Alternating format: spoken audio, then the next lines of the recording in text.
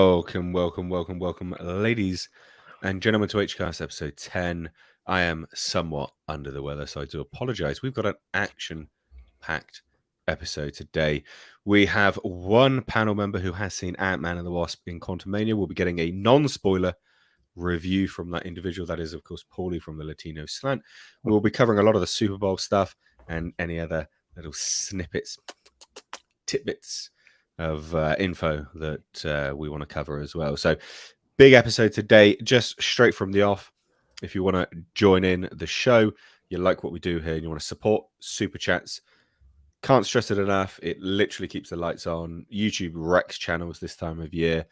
So super chats are a really, really good way to assist, help, and support not only the show, but of course, my actual main channel as well.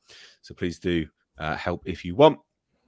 Also, just again, before we dive into everything proper, the second channel for the HCast, which is where all the best bits go, you'll find linked down below in the description box, Mistakes Reviews Live Archives. Check it out, subscribe. Would love to have you there as well.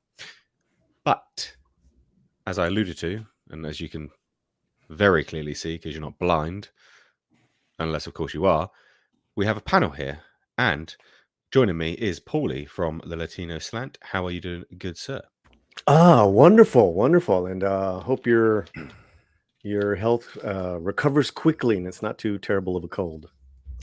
Should be all good, but thank you so much. We've got Tom Connors from Midnight's Edge After Dark. Hello, I'll talk like this just so you feel at home, Mr. H, and you don't feel alone. Yeah. I'll talk like this the rest of the stream. Just this. This is my call voice. No, I won't do that. I'm just kidding. But no, hopefully you feel better soon. Everybody's getting sick lately. It's the time of year. Yeah.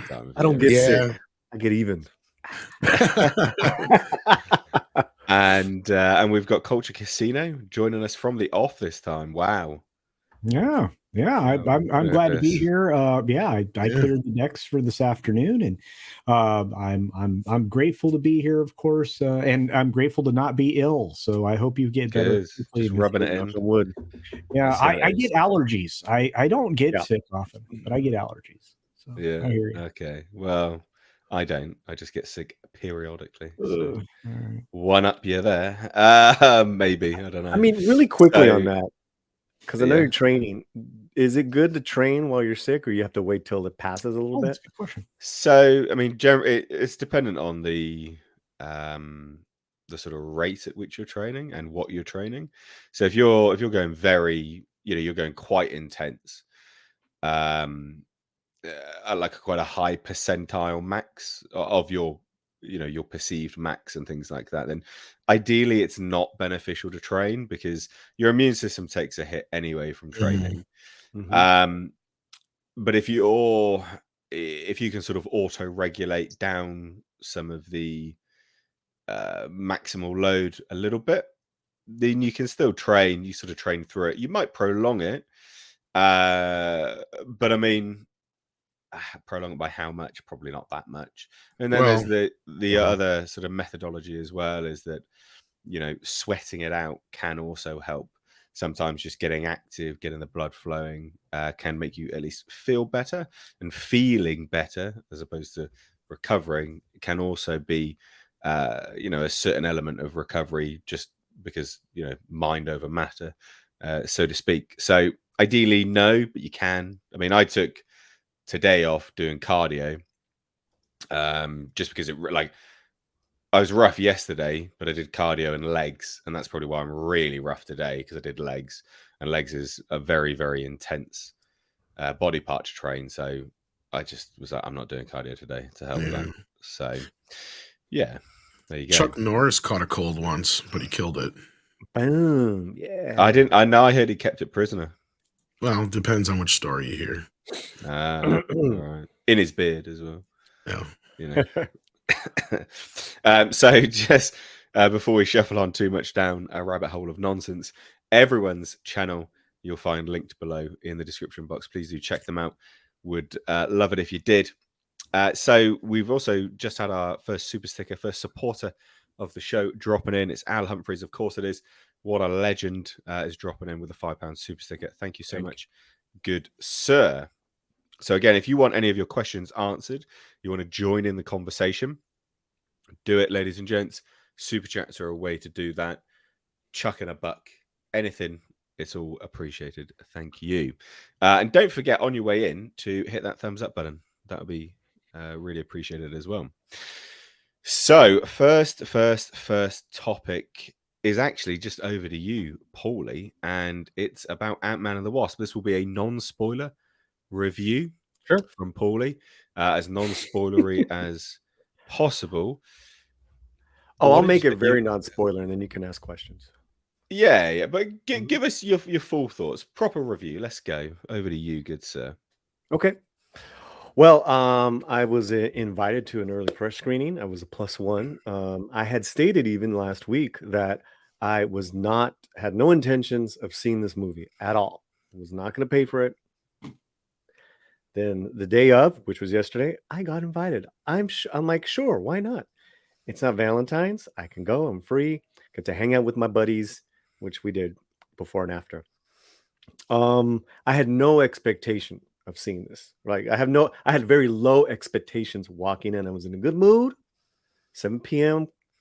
It's a good time for a movie. I hear it's not too long. I was confused for the first hour as to the storytelling, the pacing, the rushing through so many different relationships. Then you're finally you're in this quantum verse very quickly. And it wasn't until the main villain shows up that I felt hooked in or cared about any of the characters. This film is just visually, I want to give my props to the visual artists. It was an incredible feat in some cases, in some scenes, and in some scenes it was just really dodgy. I could tell it was done in volume. I can tell it was done in front of the green screen, and that leads into Marvel fatigue for me. There was nothing fresh about anything that I saw except for the actors, Michelle Pfeiffer and Jonathan Majors. Let me go back to the story now. The fatigue of Marvel's sense of humor and their jokes is at an all-time high. It is they doubled, tripled, quadrupled down on jokes. I didn't understand why they were doing it so much in this film. And unlike the charm of the first Ant-Man film, where the jokes and the humor were interwoven in the story, the character of Luis with the van is actually telling you the story while it's comedy. Was just fantastic. We still remember that. This movie is utterly forgettable. I've forgotten this film already. I walked out and I said, "What is this film?" And the other guys, "Oh man, it's not that bad. It's pretty good. It's pretty entertaining." And I'm like, "No, wake up tomorrow and let's talk about it, because I don't know what I just saw. This is supposed to be the restart, the re-kicking, I don't know what of Marvel films. Yeah. Phase 5, Phase Bore happened. And this is what we get. I got to ask real quick, because you mentioned the humor part. Because, I mean, yeah, the original film was a very humorous film. It had very comedic elements to it. Second film, somewhat. And I would expect a little bit, being Paul Rudd and all that bit. But some of the reporting we heard on the reshoots was that they were interjecting more humor into the story. Did that seem obvious that was part of the reshoots, or 100%. Did that stick out to you? 100%. You saw a dark tone film that could have been, and you saw where the reshoots, the humor was just barfed on top of this dark tone of a movie, right? Because we talked about this, how they also changed the ending totally. It was stupid. It's a stupid film. This not in a good way, not in like a Morbius or Black Adam stupid fun. You know what I mean? I didn't know what I was watching. So again, also too, the title is Ant-Man and the Wasp. I could care less about those characters, and those characters have been around the longest. So again, the highlights: Michelle Pfeiffer. God bless Michelle Pfeiffer, and this acting sensation, Jonathan Majors. His Kang. And I don't know about the comics Kang, right? I'm coming in as complete normie. I just was strangely intimidated, in love with his character. I think, man, they like waited so long just for me to get to him.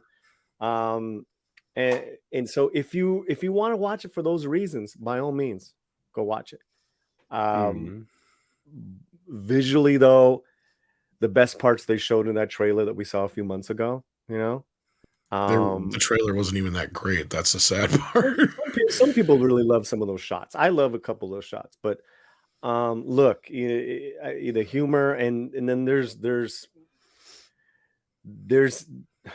a very, it's very under, it's not even interwoven. They throw politics at you, and I was like, what am I watching? Okay, I'm gonna spoil these. I'm gonna read you lines of dialogue because this is what I heard in the movie. But is it a spoiler? It's lines of dialogue. I can wait. I don't have to say them. Yeah. Does it spoil the story, or is it just dialogue? It's really distracting. But what I mean is, just like, you're not actually spoiling the story itself. It's just a bit of dialogue to show tone of what they're adding in, which is nonsense. It's dialogue to throw in their political agenda. Okay, well, you can say that. You can quote that. That's fine. And I won't even tell you who says these lines. But literally just say it then, just so we can understand a bit of tone. These are lines that are heard throughout the film. Peaceful protesting. Burn it all down. Burn it all down. Revolution. And hey, I know what I'm about to say is very controversial right now, but socialism isn't that bad. This is a freaking comic book movie I was wanting to watch. Oh, that's terrible. And you guys know me. I go in trying to like everything. I'm very for me, I'm like, oh. Okay, so, oh goodness me. Okay, so right. Okay. So that's mine without going into character. That sounds so bad. So did this feel like a trailer for a wider story that's about to happen? Did it feel like a complete story? Because one of my issues that I have with Marvel at the moment is that in their drive to be so interconnected, the stories fall so flat on their own arse because it's a setup for a further film. And it feels predominantly like it is literally a trailer for another film. There's very few Marvel movies at the moment that feel like it's just a standalone, it literally just feels like a prolonged trailer. So what did it feel like, a one and done film, or did it feel like a trailer for another film, like a setup? Oh God. I guess so. Because to which? even in the trailers, it says the beginning of the Kang dynasty, right? So it's not like I'm spoiling anything because that's what it's been promoted as. Yeah. And the problem is this a Kang movie or is this a Paul Rudd, Ant-Man movie? It's almost an ensemble film because there's a lot of Michelle Pfeiffer. Tell you why, there's literally no Wasp, which I was very surprised. Oh, do they? Is it new Ant-Man? Ant-Man's daughter, Ant-Man. Is it setting that up quite a lot? That's in there. Way more than the Wasp. Setting up. Way more than the Wasp. Yeah. So they really did limit Evangeline Lilly then. Big time. Wow. That will be because of her political stance. Yeah. Wow. Well, I mean, if they're leaning into stuff that sounds like, Paulie, that dialogue you quoted sounds like it's going to pull me out of the movie. Several times. And people like us will notice these things because, those are things that have been bombarded on us. Yeah. And then you're and what's odd about it is where they're at in the story. I will tell you, there are moments. There are moments of the father and daughter that are nice, but You that can should be see your that from the identity. That trailer. should be your whole film. Mm. Because she does love her dad. I mean, it's very evident. Like, it's very, it's a great little go, back and forth. Well, But that's interesting because they swapped the actor out. So, do you think that right, is that actor good very good. enough to warrant the swap out or not? She's very good.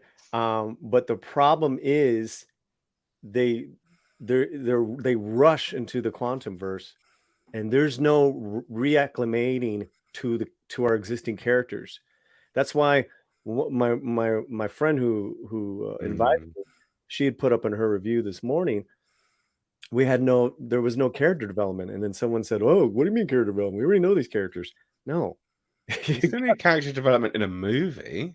you got it. It's a whole new world, it's a whole new setup, and then it's a different actor. We want to know what's going. There's like no setup. It just spits at you. It's everything's. Dear, dear. I got more. Just whatever you want, guys. Yeah. Any other questions for Lord of the Mustaches here? I'm afraid anything I ask is going to lead into spoilers. But I just my it sounds like, again, Paulie, you're saying that. Does this advance the story? I guess that should be how I should present that. Is this something that's going to lead us into the next film? I think Mr. H was trying to suggest the same thing. Is this natural? Because ultimately, the television programs that have been inserted on Disney Plus have not really led us into. It didn't really advance anything. The next movie is Guardians, right? But I mean, is it going to? Well, Guardians is going to be done. So, but the question is this going to move forward? Is Phase Dive going to? Is this getting you set up, or do you feel like you're on a new journey in Phase Dive? Is it? Yeah, of course. At the end of the film, yeah. But I don't know when we're gonna see a Kang film. I don't know. It's Kang. Okay. It's not a spoiler, right? Interesting. Kang Dynasty, and the two post credits. Don't set that up. No, they do, but I don't want to, like, if you want a okay. spoiler of the two post credit scenes. No, we can't. I don't want to lose anyone. There'll be people here that don't want to spoil. Got to respect that. Sure. Okay. I mean, yeah, and that's why I haven't asked much more, because frankly, what else can you ask? Yeah, they're asking how were the post credit scenes. They were you can say if they were worth waiting for. Best things in the film. That's not good. That's not good. Hasn't that become like the norm lately, though? Out of these or other films besides Spider-Man lately, has been, the only thing worth a crap is the end credit scene, and it normally has nothing to do with the rest of the movie. Again, if you go for Kang, stay for the barf. Ooh, I like that. How was MODOK? Oh, that's not good. Oh. Because he's not MODOK technically anyway. He's MODOK repurposed. He's MODOK in name only and face only. How was he? You didn't like him? Terrible. Terrible. Terrible. Wow. Why? Like, just to put it into perspective, everyone. Paulie loves everything. He does. I don't. It's actually not true. No, it's not. It's not true, because you only like really highbrow horror as well, like the Babadook. Wow. I'm bringing that someone's joke calling from Tom back in here as well. Someone's calling me. But Paulie does like a lot of stuff, right? Like he doesn't just like everything, obviously. But there are certain things that obviously I would dislike that Paulie likes, and vice versa. But Paulie does for Paulie to be as brutal as this, I would say. I mean, that's quite telling, quite frankly. Well, I'm coming off of Wakanda Forever, because this is Marvel. So I'm just like, you couldn't even be better than that film. Wow, it's not better than Wakanda Forever. No, it's not hard. I know, but still. Is it shorter than Wakanda Forever? Because if it's shorter, so barely, then that already makes it automatically better. Right. It's shorter. It's 2 hours, 5 minutes. It's shorter. Less pain. So why was MODOK so bad then? It was. I don't know the original villain. Again, I'm coming into this as a film fan and superhero action. Yeah. It was a complete, total comic relief, and it was that's not terrible. And I can't. Okay, well, I can't even say who MODOK this version is. No, we've already. It's already been reversed. It's Yellow Jacket. We know who it is. It's Yellow Jacket. So it's Darren. Yeah, right? It's Yellow Jacket. Like we saw. They never anyway. say like, Yellow Jacket. They keep saying his name, Darren. Yeah. And they're trying for a humorous gag with that. It gets worse. Why? It gets worse with him. But that doesn't make any sense. Why would you not? Listen, man. Because he doesn't like his name. Me about this. I'm trying to tell you without spoiling it, like why it was bad. Why this MODOK was just a complete, and it hurt Kang's thing a bit. Well, yeah, because they're together in this. Well, they're not together, but they're around, aren't they? He's if someone as a side subservient, yeah. Yeah, that's what I mean. So if you're having him as a slapstick element, and then you've got Kang, that it lightens the mood too much for the badass. You're taking an element of grittiness away from the badass. Is that about right? Does that sound about right? Yeah, they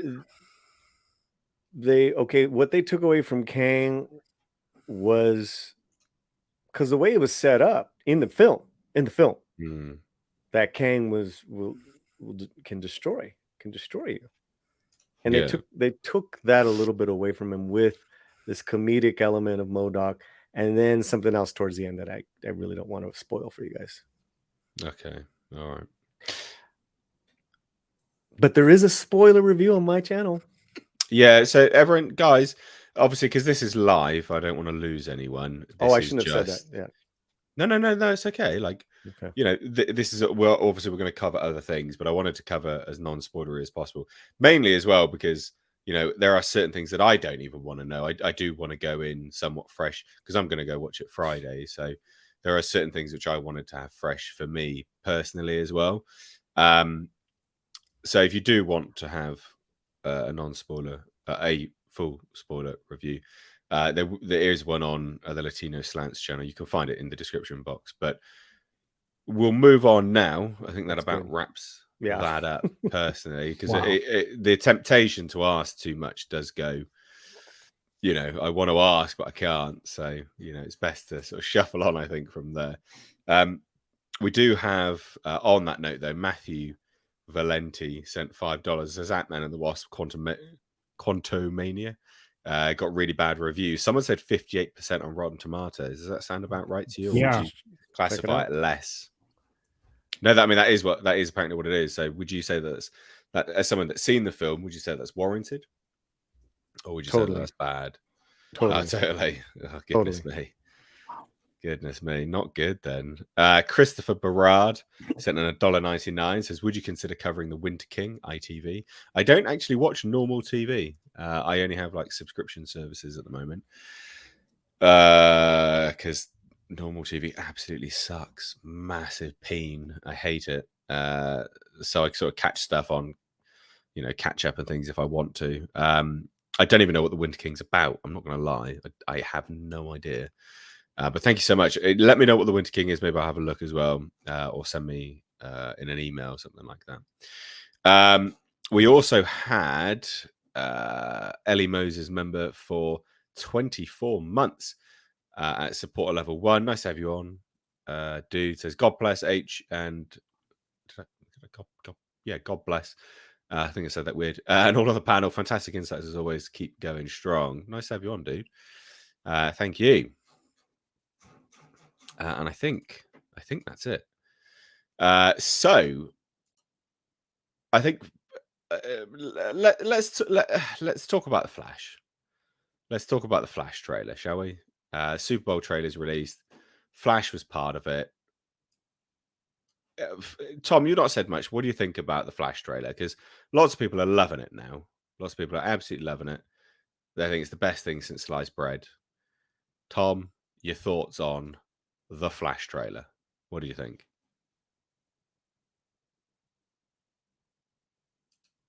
Tom's not alive, apparently. Culture, your thoughts on the Flash trailer? Because Tom's fucked off. I didn't find it. No, it's fine. I didn't find it interesting.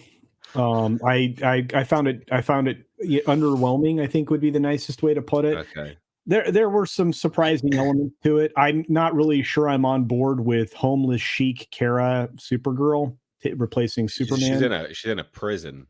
Sure. Yeah. Sure. I'm not super excited about that character that was supposed to be Superman. In the actual storyline.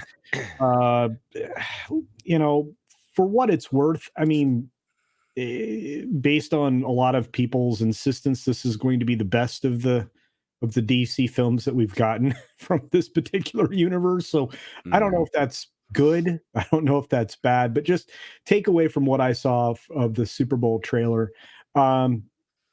I'm not inspired to see the film. I'm going to see the film, but it didn't inspire me to see the film or to get excited for it, which is the whole point of making a trailer. It didn't make any sense, Well, yeah, it's very much bait and switch, isn't it? I mean, they led with Michael Keaton for starters. Well, it's very much a Keaton heavy trailer, and he's not in it that much. Or a Batman heavy trailer, right? I mean, there's a lot of Batman in it. I mean, it just true. Batman. Yeah, Batman. All the Batmans. Yeah. Batman. Yeah. Paulie, what did you think? What did you think of the trailer? Yeah, I mean, I enjoyed it. Besides the Ezra Miller stuff, right? Let's put that to the side. What am I watching here? Obviously, I loved all the Batmans. I love Sasha. I'm excited to see her performance. I hear her performance is actually really good. It's a different universe, so it'll be hopefully it won't be a replacement of Superman. You know what I mean? Like, I wouldn't like that. I was excited, got me excited. I think it was smartly done as well, because it was so Batman heavy, everything heavy, all that it wasn't just Ezra. I thought it was crafted very, very well. It was, you think that's a bait and switch, though?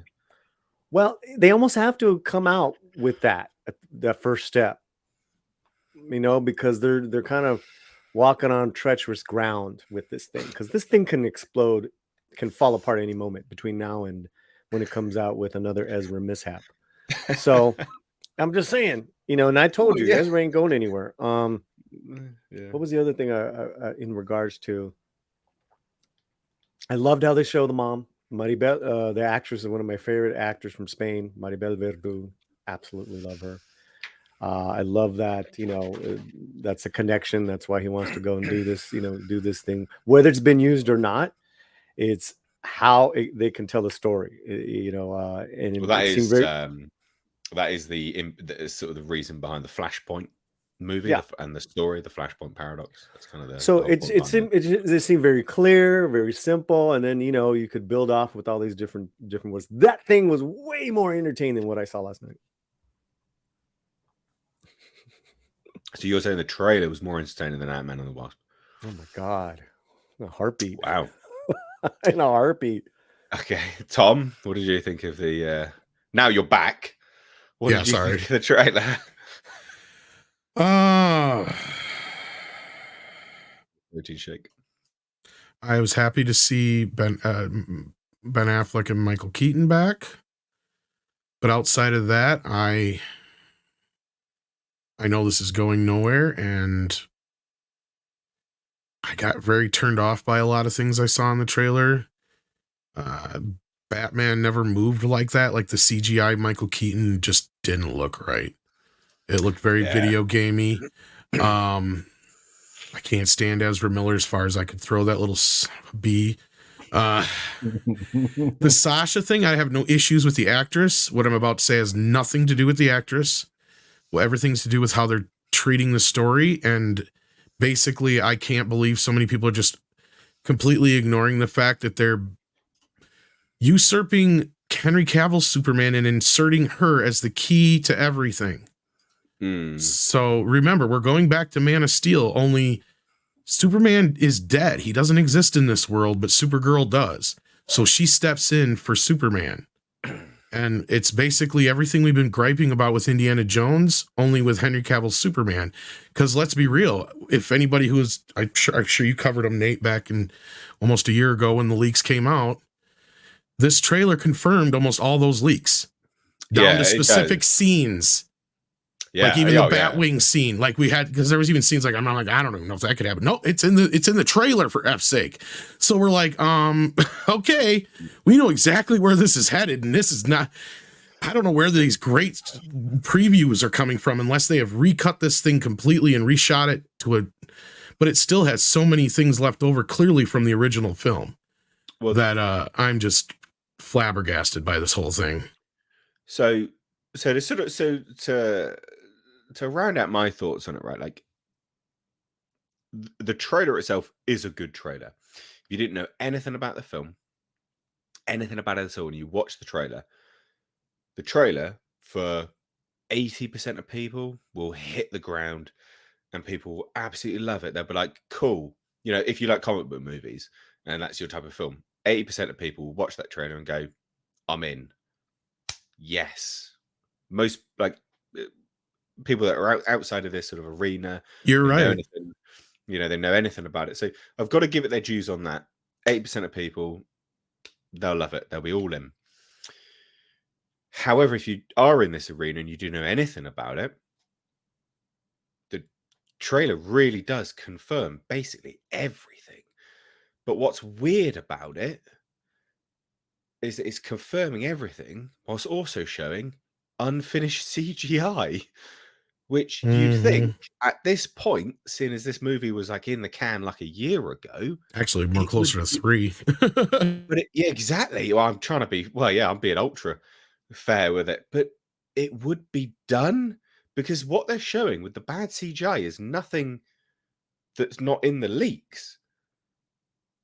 The bad CGI was all of the leaks.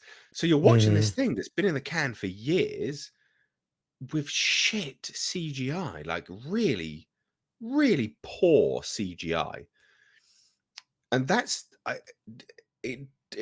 doesn't make sense to me. It's really, that took me right out of the trailer. When you see Michael Keaton's CGI doing that was odd anyway. It felt like Arkham Asylum. You know, it felt like a Batman Arkham Asylum games. You know, the Rocksteady or whatever they are. They're cool games. They're cool. But that was just weird. Didn't really make it. It was just odd to me. And then the Supergirl scene where she's out in the daylight and slamming people around. That was so rubber band man. Yeah, it was just awful CGI. Well, and I'm not a fan of the Flashpoint story to begin with because I think it's horrendous. The animated movie's really it's good, okay, actually. But you really have to turn your brain off because this whole force thing that sends off, like, it makes no darn sense whatsoever. And the only good thing that I liked about the idea of Flash changing history is the whole Thomas Wayne, Martha Wayne stuff that's in the Flashpoint, and none of that's here. So there's like, I see all the other similarities. They've literally taken Superman and replaced him with, Supergirl in this sense. And we've got two different Batmans in a sense. And I think from what I remember from the leaks, they do all meet up near the end of the film or whatever, somehow through Flash's shenanigans. But at this point, it just, as a trailer, it was pretty cool outside of the CGI, but I'm afraid of, that's when it falls apart. The other thing that it occurred to me when I was watching the TV spot that they released, which on that topic, that's pretty big that they released a trailer, like a 2+ minute trailer for the Super Bowl and a TV spot for the Super Bowl. That's a lot of money that they've just spent. Like a really, really high, not a small amount of money. That's tens of millions of dollars. Like, it's a really high amount of money. But in the TV spot, what I thought was really interesting is Billy Crudup is no longer the Flash's dad. Right. You know, notice that? Gone. Completely gone. Yeah, we knew that from a while back, but it's not something everybody talked about too much. Yeah. when they cast Any initial Maribel, links or not? when they cast the parents, it was well over a year ago. Yeah. Ah, maybe that was. It's been so long talking Because about. didn't this he movie. actually get hired during the reshoots, Paulie, if I remember right? Because It actually, was didn't after they shoot? started with Supergirl, and Supergirl, she Yeah. was cast 2 years ago, almost to the date, 2 years ago. Because I thought Billy Crudup Wow. did shoot on the first round, but then he couldn't come back for reshoots because he was busy with something else or something or other. And I can't remember the exact story, but yeah. Yeah, that sounds about right. I think that sounds about right. I mean, I could dig a little bit if you want me to. I could be wrong, but I'll that's be- my recollection of the Let me events. check. But yeah. No problem. It's okay. I think, yeah. So, as a trailer, it's all right, but boy, howdy, does it confirm an awful lot of really bad stuff. Really bad stuff. And I also think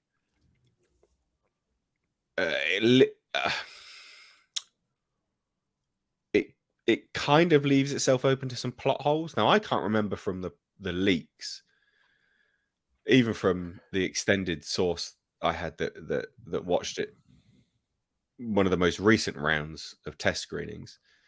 I can't remember why Zod comes back to planet Earth, but when I was watching the TV spot again, I was like, that seems like a plot hole, because he came to Earth because Superman turned on the ship, which sent a beacon out.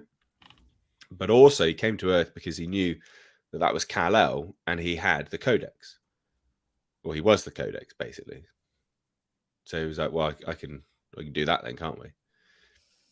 So, and he needed the birthing chamber as well, or something like that, didn't he, to be able to start birthing out new Kryptonians. But it looks like he's got a Kryptonian army in this. So a bit confused. Is that a plot hole? Is he just coming to Earth to terraform it? If so, why? Because they sent terraformers out all over the place. So do they need Earth? Anyone? Any ideas? The whole thing is full of plot holes from this. That's my problem with it, right? Like, once you start thinking about this whole thing, it starts falling apart in on itself. Mm. And I'm sure, you throw Michael Keaton on there as Batman. Look, you were right in your assessment off the bat, Nate, when you said 80% of the audience is not going to care. Because guess what? Last night, 3 of my general audience friends, or normie friends, whatever you want to call it, who are completely unaware of all the nerd community stuff that we always talk about, they were like freaking out that Michael Keaton was back. I'm like, yeah, that's like 3-year-old news. Yeah. And I'm like, my problem with it is Ezra Miller, and their response to every one of them was, who? Yeah, Nessie's the They have no idea any of that crap. Who? And I had to tell them, well, it's the kid who plays the Flash. And they're like, and I had to explain to them what the hell happened. And they're like, you're kidding, right? I'm like, no. Well, I think it's funny, isn't it? Because they just had the Oscar luncheon, and one of the presidents of the Oscars or whatever was like, the response to the Will Smith slap is inadequate. And it's like, you've got someone in a film, releasing a tentpole film, that choke slammed a girl. Yeah. In a video. Not allegedly, he did it. It's there in a video.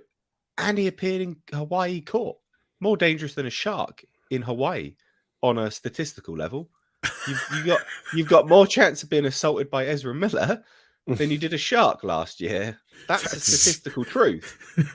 So it's like, at this point, we're living in an absolute clown world. It's such a shocker. But anyway, so get basically. But anyway, then the storyline, though, like I said, it's all just chock full of plot holes, and that's why I wasn't so sure about those leaks months ago. I'm like, these sound legit, but then again, there's a lot of craziness to them that makes it sound like somebody's just throwing randomness in here. Now you're seeing the trailer, and it's like, oh crap, that randomness was real. Like, it's all true. Yeah. But I tell you what, though, another sort of compliment sandwiching this thing is that one thing I really did like, and I also hate it all at the same time, is Michael Shannon as Zod. He is amazing, and I hate it. Well, he's a great actor. They just wasted him. They just one and done, and that is a waste. You could have had him come back multiple times. He is such a good actor, and he plays. He's the presence, screen presence he has is just incredible. He's so good, and it was so good to see him in that role again.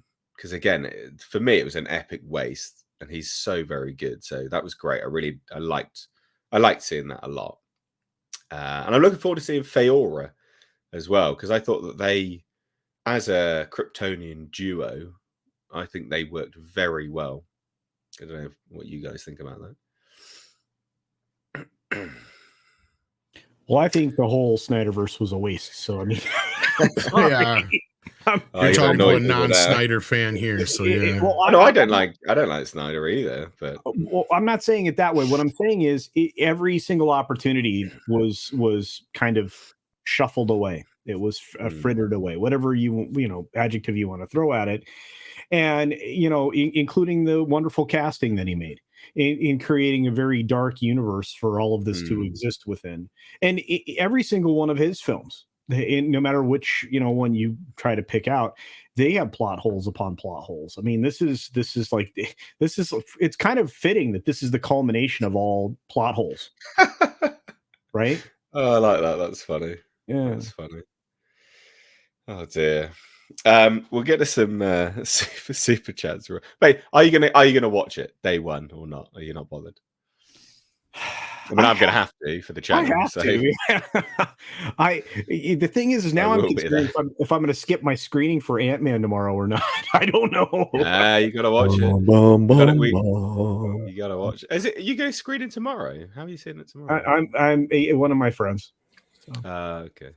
Tom, you going to watch The Flash day one? You're not bothered. I think I almost have to, just out of obligation, just to kind of see the circus. You know what I mean? That Tom is going to make him watch it too. That's right. I mean, really, it's almost like this one is kind of like, there's almost, like I said, like a circus element to it. We know it's the end. We know it's not going to lead to anything, but we know this has been over $300 million and over 3 years in the making. And we want to see this generation's, what was that? Heaven's Gate or whatever that movie was. Or Ishtar. Ishtar. I mean, Ishtar isn't even this bad, man. I mean, all right, okay. I don't know what to compare it to, but it's. I'm sure it'll do okay at the box office, and yes, I do plan on going to see it just because I have to. It's almost like a. Yeah, I mean, it's really unbelievable when Tom Connors opens the front door, he gets in the car, he turns on the engine. He drives. He goes down miles and miles for you guys. An hour. And enters a movie theater. Well, okay. What? 45 minutes? An hour? He said it's over an hour. It's over an hour to drive. Over an hour. This is a momentous occasion, and I salute you, Tom Connors. Well, Paulie, will you be there watching it day one or not? The Flash? Oh yeah. Cool. Best believe. Let's get us some super chats then. We'll bring Nick in now. I was waiting for that. So Nick! You'll quickly answer the bloody question. Oh, sorry, guys. I have a case of the sniffles today a little bit. Oh, shit. Are you taking a piss? The thick side. Already Nick. Unbelievable. Right. Son of a bitch. How's it going, Nick? You all right? Yeah. Actually, I got out of my meeting about 15 minutes ago, but I had to jump on with a vendor to help them with something real quick, and then just got freed up and ready to roll. Good. Feeling all good after my stretch workout with Paulie, loosey goosey. Good man. Good. We'll push you up to some of my workouts one day, Nick. Yeah, that's what I need to work up to. That's what he's going to work up to. That's I take them and build them up to Mr. Nate status. Yeah. Wow. Yeah, I need to be on that regiment one day. We got some super chats here. Thank you everyone for donating to the channel, keeping the lights on, helping. And also contributing to the conversation, because that's the other thing, right? This, you're joining in the conversation. So please, super chats, super stickers. Thank you all so much. Colin McLean, $20 says, what feels lacking is the charm and humor they can play with. With Ant-Man's power of shrinking and growing relative to the real world around them, whereas there really isn't a sense of size in the quantum realm. Yes. So although I've not seen Quantum Mania, that's been one of the things I've consistently said on any stream or any video I've been speaking about it, and you guys will probably remember it. We're saying about how the first one was so good because you knew the objects, you knew what they were. There was a sense of scale, objective, a sense of scale and an objective element there where you said, "Well, I know what that is. I see this every day. Oh, that's funny." Now you're just on a bloody green screen set, and I was like, "Where's the appeal to watching someone shrink down and grow in that environment? Like, what is it?" And I mean, Paulie, was that a big detractor to it? I mean, I could talk, details, but then I'd be spoiling stuff. So I mean, you can say whether it was. I don't think you need to talk spoilers. Okay, well, I'll ask him like this: is it more like the second film then, where because Nate was right, because this is what we were talking about, was the second film lost its sense of scale because once he got into that microscopic level when he's in the, the inner space verse or whatever you call it, like at that point it might as well have just been outer space. Because it's the same difference, right? As far as what it feels like for the audience. Is that the same problem we have here? Does it feel like we're in outer space through the whole thing? No. There is size difference within that. They do play with that, and in the language and dialogue. I was going to say, is it with objects that we know though and see daily or not?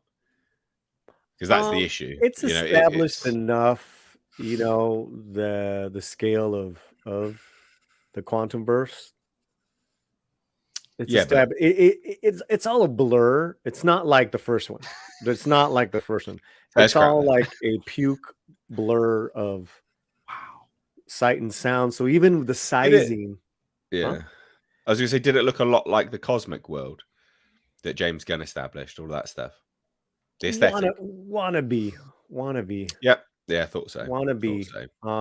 I will.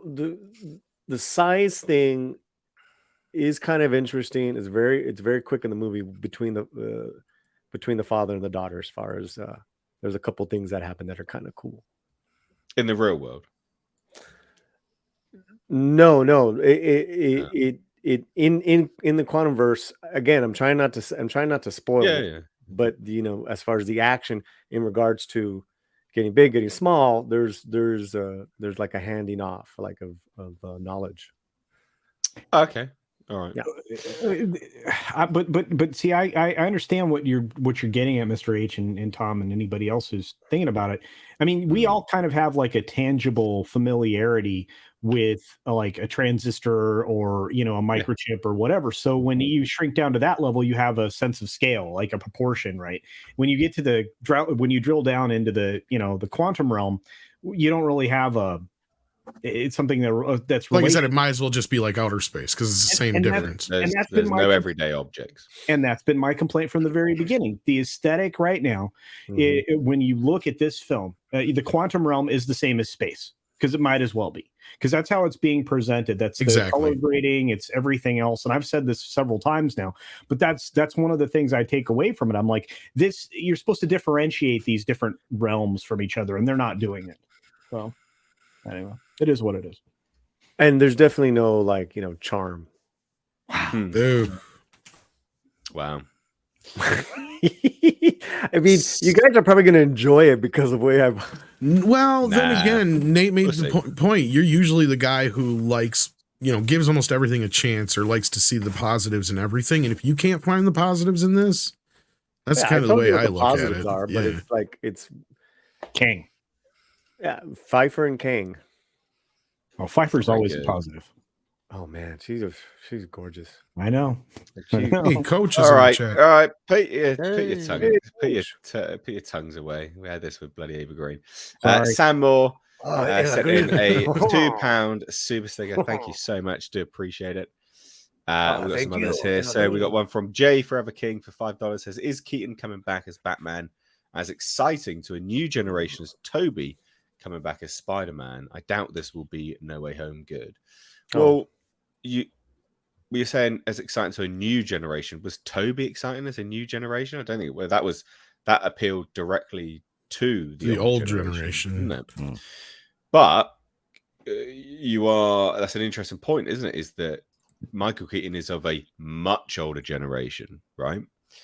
You know, not yeah, no, it is much older than Toby. It is much older. Obviously, yeah. 20 there is years a almost. crossover. It's like my The generation. whole generation. Yeah, Oh, there 10 is a years, 10 years, crossover. sorry. There is a crossover, of course, but no, I don't think that would be. I mean, it's definitely not going to be No Way Home. I mean, Paulie knows whether it's No Way Home good or not, but I think, yeah, their over reliance on Michael Keaton to sell the trailer will probably shoot themselves in the foot, because there was none of that for No Way Home, was there? There was no No, reveals. it was hinted. It was obscure. It was the rumor, and they built up the rumor and that whole thing. They And did that Yeah, really but they good. weren't in the trailer. They didn't No. sell the No. movie. Nope. They didn't sell the movie on member Nope. berries in the trailer. Oh. Well, Nope. no, of the recurring characters. No, you're of the 100% Spider-Man. right. They Keaton- did, obviously, of Doc Ock and things, but that was it. So that's, yeah. To me, I this mean, there is was like, hints, yeah. to me, this is as if Tom Cruise is in it. I mean, Keaton's a huge star. Yeah. He had, and especially to that 80s and 90s crowd. I mean, That's he's our the back- that's our generation, Paulie. I mean, you Right. are the same age. yeah, it's so it's I think a lot of people, again, that's why they were smart to lean heavy on this guy, and plus a lot of general audience, they don't know Ezra Miller's troubles. Right. No, and that's what I was saying too, is like right after that trailer hit, like I said, 3 of my friends who don't follow us, don't Mhm. follow any of this kind of stuff. That was the first thing they said. They said, "Oh my God, Michael Keaton's back. Did you see?" And like I said, I told the rest of the story from there. But yeah, like I think that's going to sell this film big time. What else we're going to see from there on out? Unless this movie does like $2 billion, it's over. I mean, really, like all the people who are like convinced that Ezra Miller's sticking around, I'm like, I got a bridge to sell you too, if you believe that. But at the same time, it could happen if this movie does happen to break $2 billion, $2.5 billion. The door is left open. Like Gunn has left certain thing. I mean, and 2025 is a little ways away yet. So, Yeah. but I don't think it's going to save anything for the Snyder fans out there. I think there's going to be a lot more Keaton than led to believe. There's a lot of Keaton out of the bat suit. Maybe. Well, it's already. I mean, That's kind of what I gathered from just seeing the Documented. trailer. Like I thought he might just have a cameo in it or a small part. I It have a looks like feeling he's- that we have seen 90% of the Batman scenes though in the trailer. Wow. Okay. And that's going to be my guess, because from what I had I mean, I originally can. heard from I what did you can hear, refer Nate? I back was going to to- say, like, I heard originally it's kind of like a half and half thing. Like the first half is, him bouncing off of Ben Affleck, and then when he gets into the alternate verse, the second half is the Michael Keaton stuff. hey, I'll take it. That's what I great. remember from. But again, That's right. We I- didn't even talk about Ben Affleck. He's huge as well. I mean, that's those are 2 huge stars. I'm glad he's in it. I was actually Mhm. pleasantly surprised with his Batman, and I was on the side of freaking Ben Affleck as Batman. That's a stupid casting choice. I hate it. And then when I saw it, I was like, he's actually wasn't that bad. I'm just trying to find it. But Keaton's the only reason I'm even going to see this movie. But I'm probably not going to go day one. I'll probably wait till some of you guys see it. And like I was going to go see Ant-Man after seeing Paulie's review of it last night. I'm probably going to wait for it to come out on digital. I'm like ruining it for people. No, but that's what people want, if they trust the Well, review. all the regular critics aren't really going with it either, because I mean the Rotten Tomatoes score was going down like a cheap, what. But Jeff Johns too didn't give it a great Listen, review. There's some reviewers that I recognized yesterday walking out, and then I was hearing their chatter how they thought it was just the funniest thing. And during the film, they were laughing, but me and my friend, and a couple others, were just like, "That shit ain't funny."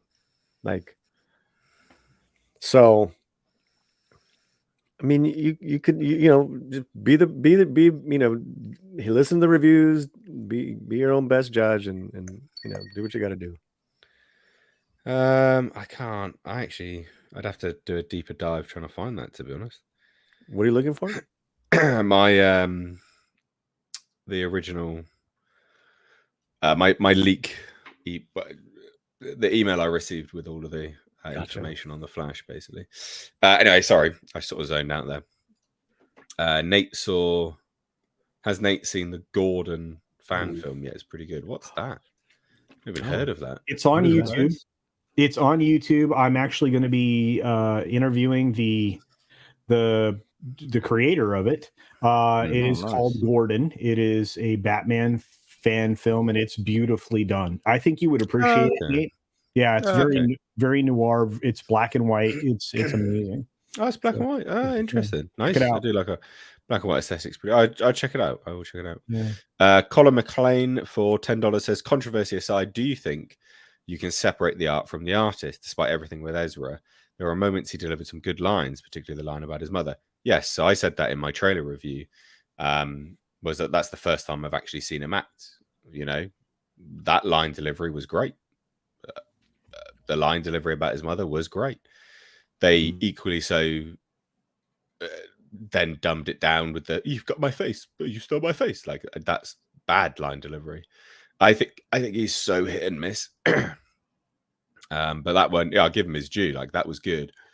Can I separate the art from the artist? Depends. It's difficult because in the it's so difficult with this stuff because in the trailer, like, there's that element where he's with the other Barry and he's like, Barry, what are you doing? What? You know, our kids are going to want to see this one day. And I'm like, all I can think of is one, he's now literally become a they, them, because there's two of him, right? Because he claims he's non-binary, so he's a they, them. But in the trailer, he's literally they. It's they, the two Barrys. So it's topical comedy based on real life. So that's difficult to separate the art from the artist on that thing because he's hammered home that that's what he is so much. And then art imitates life to a degree that it's just so comical. So that took me out a little bit. Like, it made me laugh in the trailer because he's literally a they, them at that point, which is funny as hell. You couldn't make that up. I mean, that's just comedy gold. But then, yeah, the whole thing about his kid. And I was just like, whoa, keep kids away from Ezra Miller. Like, obviously, you know, like, I was like, especially 12-year-olds. He's got a habit of 12-year-olds, it seems, from everything we've learned. So in a lot of instances, I can separate the art from the artist, right? Like, I definitely can. I think it is dependent on how public and how much in the public domain the artist is, right? Like, so a good example of this is Jeepers Creepers, right? And Victor Salva, whatever his name is. Guy is a huge fucking creep, like convicted pedo or something like that, right? I don't know the ins and outs of it without looking into it, but he's such a big fucking creep. It is, and excuse the language, this is just, I'm saying it on purpose. I'm not losing, it's to emphasize how much of a creep he really is. Like, he's disgusting, like he's diddled kids, right? But he's not in the public eye. He's not in the public domain. There's no articles about it. It's very few and far between. So when you watch Jeepers Creepers, it's not the first thing that comes to mind, you know? And also there's no element of the creeper where he's diddling little kids, right? He's touching little kiddies or anything like that. There's nothing in there like that. And so I can separate the art from the artist on that level because it's not in the public domain as much. It's not at the forefront of my mind. When I think about it, I'm like, that's really gross. And then you think about the sort of subtext behind his writing of the creeper, and you think, yeah, maybe there is absolutely an element of, you know, he's projecting his villainous evil side onto this creature that he's created, right?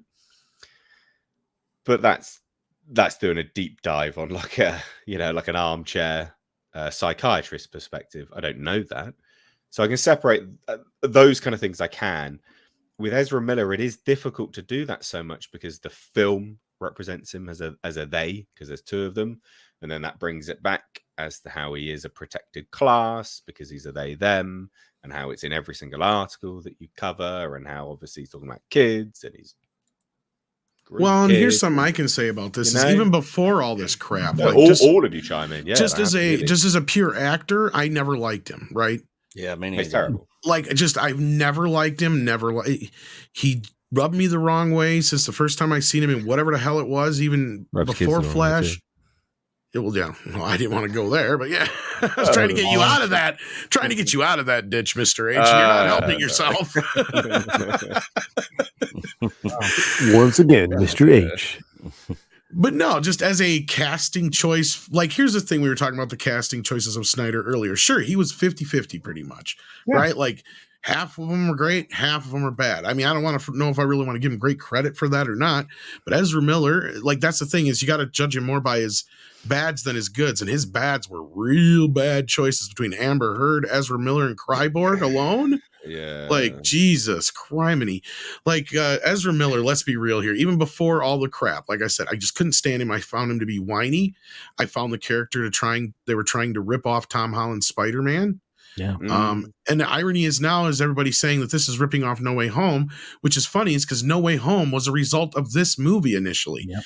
This movie's been in development for so long that people had forgotten that the whole reason they brought back Toby and Andrew and the old Spider-Man villains was to compete with the Flash, bringing back Michael Keaton.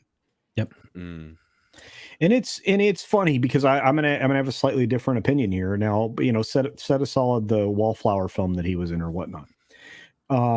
I thought on television, because he was in a television program on USA Network going back a long ways ago, Ezra Miller as a young person when he was in, I think it was called Royal Pains, put in a couple of, pretty solid performances. And we were talking about Andrew McCarthy earlier, Tom and I were, and he was actually in the show with Andrew McCarthy, and Andrew McCarthy was his dad in that show for a few episodes. So Ezra delivered a quality performance there, but he, it's one of the only times that I would have recognized him, as doing a good job. He's been very hit and miss in the DC films, and his beyond the line delivery, he's never been really believable as either Barry or the Flash. So yeah. Excuse me. Separating him from his acting, I can do, but he's never done anything that's necessarily separated himself from he's never separated himself from as an actor from being himself. I really believe he's at all times being Ezra. Facet of his own being, basically. Yeah, that makes sense. Paulie, what do you think? Can you separate the art from the artist with Ezra Miller? Ezra, as of right now, sure. Wow. I'm like with Tom though. Like, I'm not a huge fan of his acting. No, neither am I. But the specific line that Colin points out here, did you think it was good about his mother? I can't lose her again to save my mother. I thought that was great, and I told you I liked it. Remember? No, because I rambled for so long. I said when we were talking about I'm not gonna lie. The trailer initially, I love that because I love the Spanish actress playing his mom. Right. So I'm really interested to see that relationship, and I like the line. I actually liked his acting in this. Even the weirdo Barry with the long hair, like, okay, that could work as long as there's a non-weirdo one, So that's just the trailer, though, But if Zaslav and them, obviously they saw something that they thought that's going to make some money. That's why they've kept it. So and they've continued to pour more money into it. So let's dive into that, because they spent millions and millions and millions of dollars to get that Flash commercial into the Super Bowl, to get the Flash. Yeah. And TV spot. Right. So they spent a boatload of money on this film. Now, remember, they didn't want to support a lot of the other films that were coming out recently with that kind of level of spend. So as Paulie was saying, they really nutted up with this and went, and they launched both barrels at it. We'll have to see if it does, perform. Like I said, I think if it has negative word of mouth, well, look, I hate Ezra Miller. I've done many videos discussing his predatory behavior and alleged grooming and things, and it's no surprise to anyone that I'm not his biggest fan. But even I will sit here and go unbiased when people have emailed me sources that have seen this film. they loved it, and he was the standout. So, I'm not going to sit here and poo-poo it because and say that he's going to be crap in it, because anything I've heard about this film is that he's actually the reason it is so good. Which and I hate him. Like, I'm an outspoken. I think he's a reprobate. But I'm not going to lie to you. Everything I've heard has been he's the best thing. He is so good, and it's his performance that carries the film, which to me was a surprise. Like, I was like, what? But then I kept hearing it, and it was from multiple sources that had seen the film, test screenings, etc.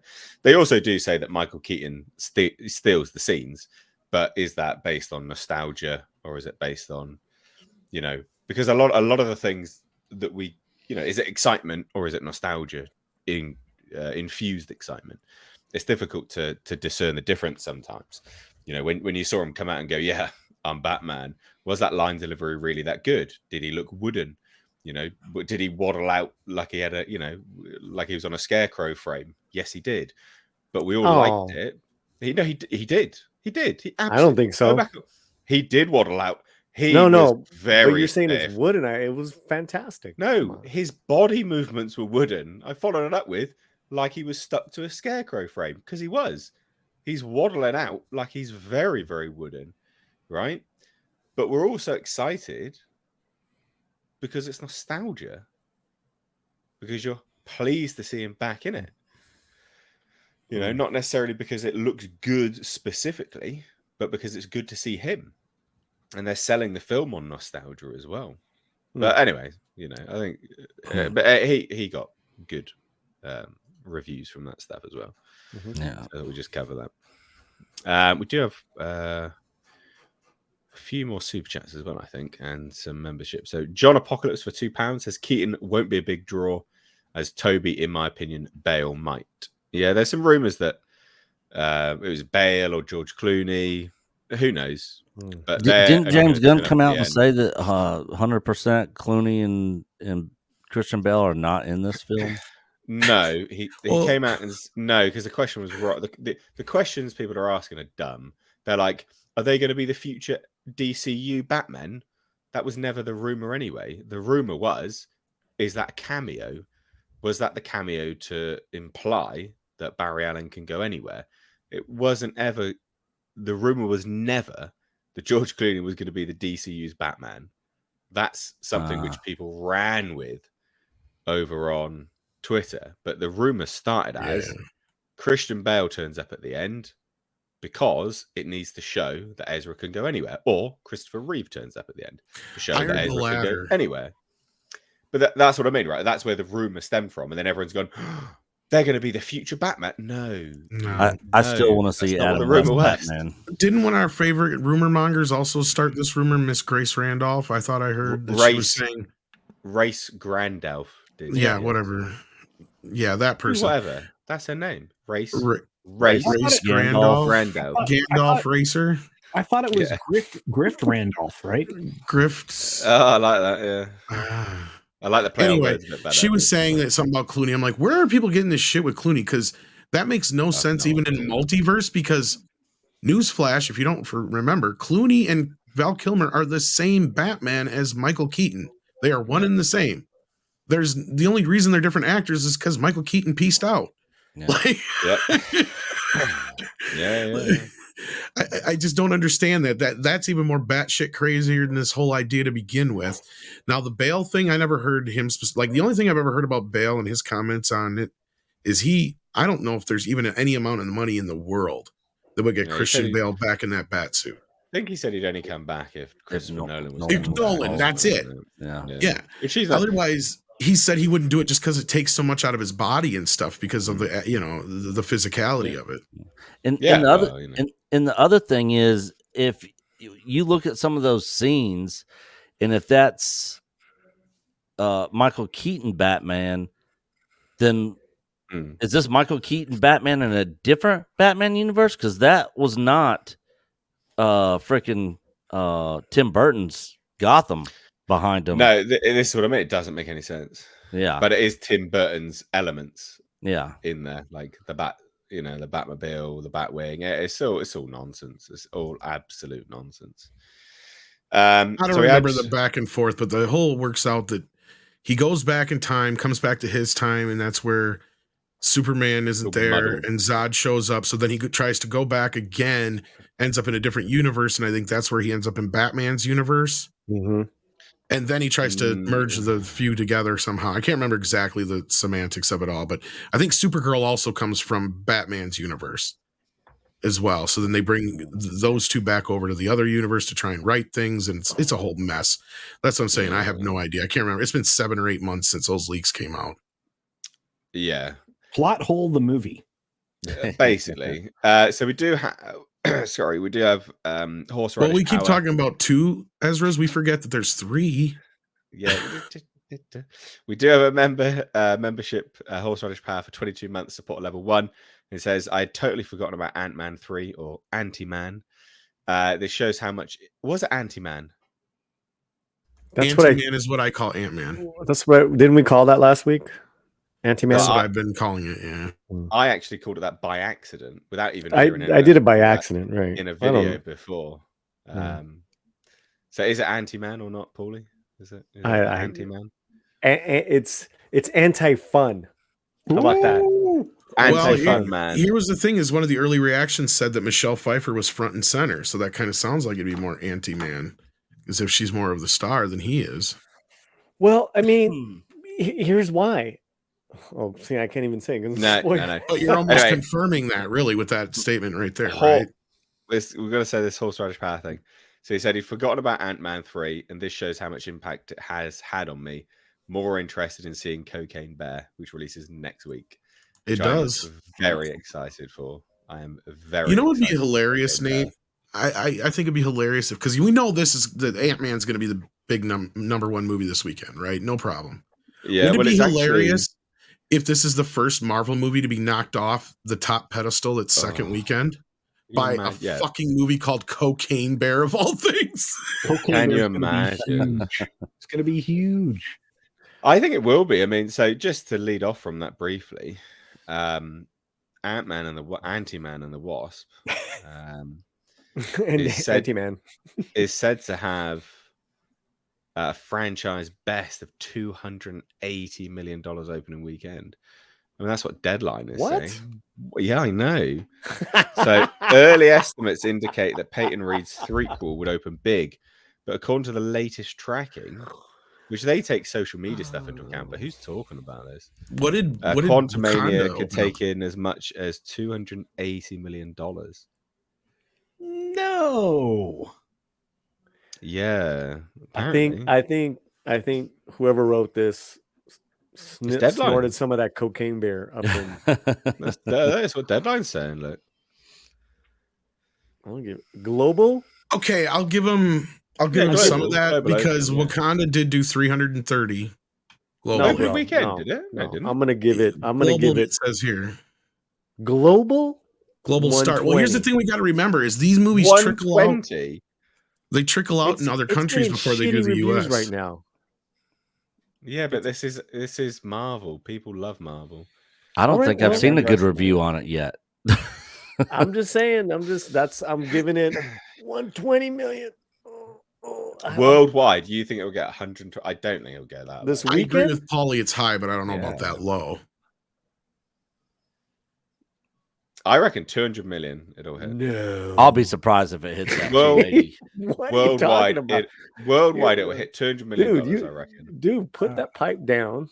Mate, right? What? No, you got to look at put the pipe down. Whatever. You still have Avatar and Titanic making money. No. 200 million. I hit 200 million. That's the peace pipe. I cannot believe you think it won't hit 200 million. Why don't you think it will? In the opening weekend? Yeah, worldwide. Absolutely, it will. It'll make 100 at least in the US easy. That's what I mean. Actually, the 3-day tracking. We'll see, man. We'll see. What's the 3-day tracking, big dog? The 3-day tracking puts it between 101 million and 125. There you go. Where? There you go. And that's going to go domestic. down. That's domestic. Exactly, domestic. No, that's domestic. Yeah, it's going to go down. Global 280. I reckon 200. 280 is too high. 200, it will hit 200. Yeah, I think Nate's close. I think I'm going to say right in there. I say 200 is probably right in that ballpark. Because I don't know where. You know what it is? I've actually seen the film. It. That's what I mean. I'm just so anti this movie. Well, the second one only did 75 million in the U.S. I'm trying to tell you, dogs. Yeah, but y'all don't want to hear it. I know what you're saying, Paulie, but I think this one's going to be front loaded. That's the thing. I think it's going to be very front loaded, just like Wakanda Forever, because that had a big, huge opening. Was it? What was the opening? But the thing is they have this staggered opening throughout. Like they open it in other countries a little earlier than they do the U.S. Like for instance, Andre's going to be able to see it technically tonight, but tomorrow morning or whatever. Oh, is he going? He's going to see it. He'll have seen it before the morning show tomorrow. Oh, I want to be on that show with him. Yes, please join us to talk a little Ant-Man if you can. So like we'll see. I mean, from what I looked at, it said that Wakanda did like 330 million through its opening weekend. So it did 180 in the US. It did 180 in the US. So I think this might break 100, but I doubt it. You got to remember, right? Is that people have had nothing to watch since Avatar. This is true The too. first big release since Avatar, and it is Valentine's weekend. So Megan wasn't a big release. Come on, it was, but I argued that Megan, it's like a tentpole property. Sorry, that's what I mean. Like something. Yeah, which it's is a Marvel film. Man, you're right. brand. It is a Marvel film. It's a Marvel. That's all I mean. Like, I don't think it's going to be a good film by any stretch. I just think like historically, front loaded with the Avatar element. You know what would be funny is someone on this panel sees a film and disagrees with me. That would be awesome. I don't know if that could be the case with all the even if the complex media is not backing it up. I mean, Marvel stuff just has not been good. Like I said, we were privy to be in a room with me and Gore with a gentleman who had told us that the dark tone cut was the superior, and that they went in there and effed it up, and that's what this is. That's what we got. Yeah, and you could tell, bro. You could tell. It's really apparent, is it? It's really apparent. It's yes. I can give examples, but how long? Oh, it is opening in China, guys. That's also the other reason. Oh yeah, didn't Black Panther make some money in China? Yeah, 12 odd million, wasn't it? That's crazy. Well, movie sucks. Yeah, but China doesn't like black people. That's China. Unfortunately, China is racist. Like we talk about the West being unless racist, it's Will Smith. Yeah, they don't. Yeah. I'm not joking either. I wasn't being comedic. They genuinely don't like black people. Wait a minute.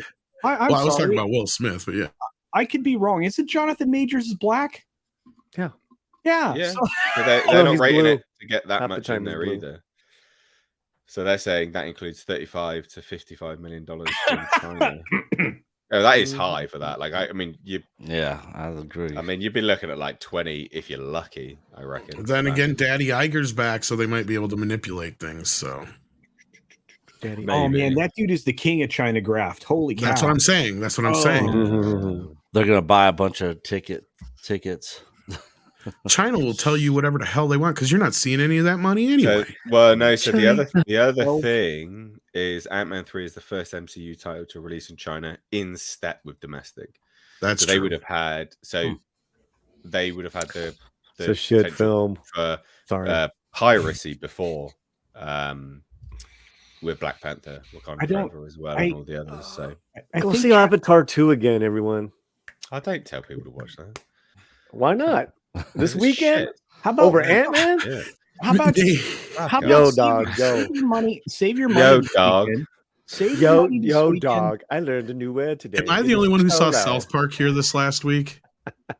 I have not watched South Park in years. I haven't watched in years. I'm not going to get into the whole plot, but there's this one bit where Randy Marsh starts going off. He's like, okay, this whole woke thing, it's just not working. Okay. It's not working. And he's like, yeah, we get it. There were certain things that were great about it, but now everything's about just shoving in, politics and messaging and diversity and all this other crap. And he's like, it's just not working. I mean, we all know that's why the Marvel universe went to crap, right? And he's like, I'm just going to say it. Avatar 2 sucked. Nobody else had the balls to say it. I'm going to say it. Avatar 2 sucked. Oh, you love that one. Oh, it was hilarious. I was rolling. Fantastic. Yeah. I just dear, meant dear. if you're gonna All this- go see a movie this weekend, if you're like, I'm going to see a movie no matter what. Yeah, I'm not like Go that. see Like I have Avatar. to watch this. I have to watch Ant-Man anyway. So Yeah, I can't wait. we have another super chat here. It says traveling tortoise. Great name. Tortuga. For £5 says I liked the I'm Batman bit, but I have no interest in paying to watch this. I'd be more interested in seeing a Christian Bale cameo as an Easter egg. That's the thing. I think a lot of people are just a lot of people seem just happy because of Easter eggs or cameos. Well, didn't we hear there's like a time Basically, tunnel yeah. scene too, Nate, where we do see like a bunch of flashes of a bunch of the other DC movies over the years, and Yeah, Bale well, is that in was there, part of- Supergirl's in there, and all that stuff. Yeah, That was Mm. part of the leaks. Yeah, like, wasn't as the you- wasn't the Batgirl that they canceled supposed to be in it too? In this no, movie? this is actually was actually No. the sequel to this, and that's another thing I Okay, think okay. people are misinterpreting is that they're thinking that was the lead into This this, and we're like, was- no, it's the other way around. So Yeah. this was the reason why this being delayed was so messed up, because elements of this was supposed to start things moving forwards, because elements of the Flash was supposed to feed into Aquaman, Batgirl, and basically any future movie was this was the basis for it. So Aquaman was going to have Michael Keaton. That's since been Yep. cut out for like Ben Affleck, but maybe even that's cut out now. This was going to establish Michael Keaton moving forwards for Batgirl as well, and that's why that's why Commissioner Gordon was the same one from Snyder, because it was to establish that this is like all interconnected, and that was The original it. original ending was that you have Michael Keaton in Flash's world instead of Ben Affleck. Yeah, and he said something's messed up, and then Flash gets like a message from Ben Affleck's Batman from a different universe. Yeah, And that's established that whole thing. And basically, and this is the other thing that I seen, because now that what's her face was going out saying, "Oh, the movie's great. I don't know what they're talking about." People need to remember this Batgirl movie was de facto what happened to that rumor that we heard when we were saying we're getting Batman Beyond with Michael Keaton. Batgirl was Batman Beyond with Michael Keaton, folks. That's what it basically was. Yeah, but not future. But yeah, you are right. Like, Right, that was the de facto what we were going to get. Yeah. Dynamic of old age Batman. All right, so let's shuffle on now. Let's talk about the other trailer one of the other trailers that released, which was Indiana Jones and the Dial of Destiny. So it was only a TV spot. It wasn't long.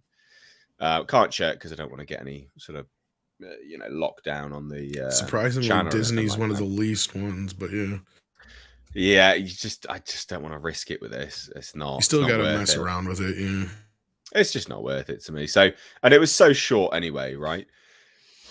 We see a de-aged Mads Mikkelsen, which was very weird to see. I'm not going to lie, that was odd. It was the dialogue was like, do I know you? Are you still a Nazi? Punches him in the face, de-aged. And then it's just a bunch of action scenes, the music, and why are you doing here? I'm here to save you, Fleabag, Phoebe Waller-Bridge, and then Harrison Ford inadvertently saves her by falling and having a parachute. That's basically it. What do we think? Are we sold on this movie yet? I'm only interested in it because of I don't know. Harrison Ford. Well, yeah, because it's Indiana Jones. But the thing is, Disney just doesn't have a good track record. And the last movie was terrible. Yeah. And I just don't have. I'm a huge Indiana Jones fan, but I am one of those people that the first three movies is Indiana Jones. Kingdom of Crystal Skull doesn't count, and this one probably won't count either. But I do like. I did like some of the stuff I saw in the trailer, like them in the caves, and it looks like there was like some freaking booby traps and stuff they had to get through, and then the de-aged Harrison Ford I thought looked decent enough.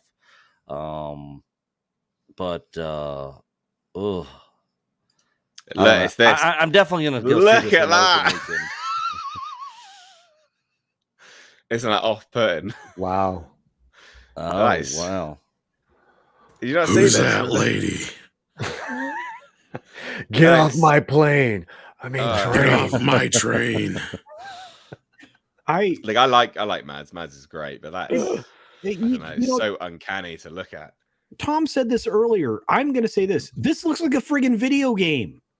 It does a little this bit. stuff does. So look, I will say, right, PS2 era. Sorry. Oh, it's PS3. So I will say, right, from individuals I know that sources of mine who have actually since binned off other channels that they used to relay stuff to. No one here on the panel, just I'm not throwing aspersions, but from basically much bigger channels than mine have been binned off because they have sensationalized leaks from this source. That's all I'll say. This source, from everything that they know, actually thinks this film is very good. And this is a new source of mine, all verified independently. Thinks that this film was very, very good. They've also come out and confirmed they've actually confirmed some things. The thing is about this source is that they're quite objective, right? So they also have said, although they think it's a very good film, which confirms someone which I know has actually worked on this film in a department, they also thought it was a decent film. But they also have said, look, like it is an all hands on deck situation right now. There are literally 3 to 4 VFX houses currently working on it, all together in unison, which is almost unheard of. Right? Wow, Like that so is, it's not that even is, done yet. no. And this is what I mean, right? They're objective. So they do think it's a good film, but they're like, this is pretty unheard of to have. The that budget many has VFX. ballooned too. I don't know if you heard that. Let me. I did. Yeah. So let me just confirm the amount. I can't remember the amount of film, the amount that are working on it right now. They spent more on this than Star Wars, didn't they? 1, 2. Yeah, this is over $300 million, but he's talking about the amount of effects houses right now. Yeah. So it's 1, 2, 3. So it's 3 VFX houses currently working together in unison. That's a lot of VFX houses. That is quite unusual. All working on it in unison at this point in time to get everything done, because they are rushing it so much, right? They're not rushing, but they are obviously, it's a mad scrabble. So they're quite objective. So I'm inclined to believe them, because this is also built on top of a very close source that's actually a friend of mine that worked directly on this film. I can't say more than that, obviously. But I am inclined to believe him, because a lot of it just seems to be corroborating more and more things that I'd heard, is that like it's a pretty decent film, all things considered. So I don't know. Like I'm not going to sit here and say it's crap. I'm just not. Let me see if there's. So talk about your thoughts on the trailer. Yeah. I'll see if I can. If anything, it's not the trailers that are going to get me to watch it. I'm going to go see it because of the Harrison Ford interview he gave. What was the one we read, Tom? Hollywood Reporter. I'm done. I know who the fuck I am. That was just fantastic interview. Mm. I'm like, Yeah, it was the Variety, I think. It made us laugh a lot. That is just now that turned it for me. Like, oh, you know what? I love Harrison so much. He's in 1923. He's got a renaissance. I'm gonna go watch it because of him. No, and Mangold, Ford versus Ferrari. That's about it. Some good cast in there. I mean, this trailer just did more to reinforce my worries. But go ahead. Sorry, Paul. You're absolutely right. Then I see the trailer, this one, and then I saw the Phoebe Waller-Dollar lady, and I'm like, oh God, I'm here to rescue you. That lady's got a personality. That's not how the Force works. That's not how rescuing works. So he basically says something like that too. Yeah. Just to sort of clarify some bits and pieces that I learned about this, is that there was no, the ending didn't leak. There was no mad scrabble to change anything. Basically, what's happened is allegedly there were some reshoots at Elstree Studios, right? So they did some reshoots there because they're all post effects shots from test screenings. And there were 2 test screenings to this movie, and basically it all and this is what makes sense now further to the information I just provided, is that it's all de-aging stuff. It's the de-aging of Harrison Ford. It wasn't selling. So what they did was there's basically minor adjustments to the script to move those effect shots around to, I guess, try and blend them a bit more with everything else, to try and sell them a bit more. But yeah, there's no nothing about Phoebe Waller-Bridge being removed. Nothing like that was part of it. But that's why it makes sense that there's 3 effects houses currently working on trying to sell the DH Harrison Ford a bit more. Well, and he kind of confirmed that they're Yeah. more or less using deep fake on him, which was hilarious. Because it was kind of the funny, one of the funnier parts of his interview, because it's kind of like, you know, your grandpa trying to explain to you how deep fake works. It was kind of well, so further to that, is again, this is why I like this source. They're very objective. So they even say, look, I can testify that although there is some questionable casting and some even more questionable VFX post comps, so they're even admitting, look, some of it is absolute, like, very questionable, right? But they're like, look, the hyper sensationalized Mangold meltdown, Disney panic, re-edit, removing Phoebe, all of that stuff is just 100% horseshit. That's not happening at all. A lot of it is just questionable VFX stuff, which is actually very in tow with Disney. Like, that's just Disney through and through at this point in time. This is just what they do. They're always doing this at the last minute. They're always messing around with VFX crap. But apparently it's just very basic, straightforward evaluation of effect shots in the assembly, and some are being reshot because they didn't test very well. And then there's some extra rushes stuff, including the score. They've got to be created to basically glue it all back together. So because they're rejuggling stuff, some of the score has to be adjusted ever so slightly to obviously tie everything in, which does make sense if you've ever, worked in edit bays. That's very believable. Like, I've got no real reason to doubt this. I've got no. I've independently verified this. I've got no reason to doubt the information coming from it further. But I don't know what you guys think about that, because again, this is just me sharing some information that I know now, right? The sad part is Mangold in his mouth, right? Let's be real. If he had not said anything online, done anything out in the public, none of this would be an issue. Because we'd have the rumors, we'd have the speculation, but all you would have is a situation where this guy had to turn in a movie that was better than The Crystal Skull. At the end of the day, that's all he had to do, was one that we could go, yeah, that was better than Crystal Skull. We can at least end this on a high note. Not a great high note, whether it was great or bad, whatever, but as long as it was better than it. Now when he went out there and he started mouthing off, it has to be as good as the other films. That's the problem. He set himself up now that this has to be just as good as the first 3 Indy movies, or everybody's going to judge it just as so, because he put himself in that position now. Because the response he gave to the fans when they were having, issues or worries or concerns about this situation, he's got to prove them all wrong. Yeah. Well, 100%. I mean, he's put a spotlight on this film where there didn't need to be one. And I will say, so going back to this as a trailer, because that was obviously the sort of the core reason why we're even talking about this. A lot of this is good, right? Like, up until they start the music, and the music's great. Don't get me wrong. I love Raiders March. It's a great, I think it's called Raiders March. Great piece of music. That's epic music, right? That is Indiana Jones through and through. We all love it. Yeah, that sounded good. But the problem is with me and that piece of music is how they brought it together with the trailer. So as a trailer, that it didn't sound right because they include it too quickly. This would have worked better as a trailer if they'd showed a bunch of these action shots that are all through this, right?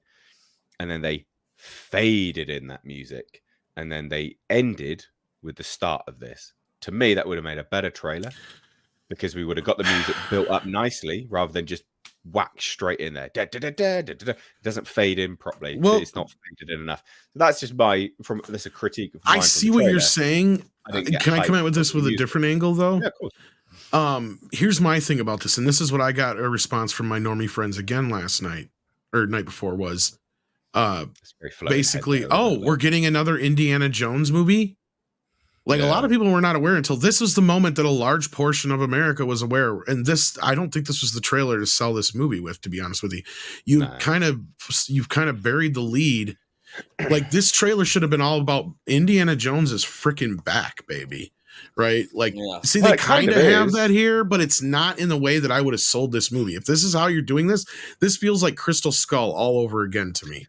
But see, that's what I mean by if you'd started with some of the scenes, started slowly building in the music, I think it would have had that effect of Indiana Jones back. And then you close with, do I know you? Depends. Are you still a Nazi? Right? Yeah. Because then you're like, it's Indiana Jones. He's back. He's dealing with Nazis again. What epic. Exactly. Do you know what I mean? Yeah. Like to me, that's a better framing for the trailer. But also you're right, is that I don't think that they are actually trying to sell people with this trailer.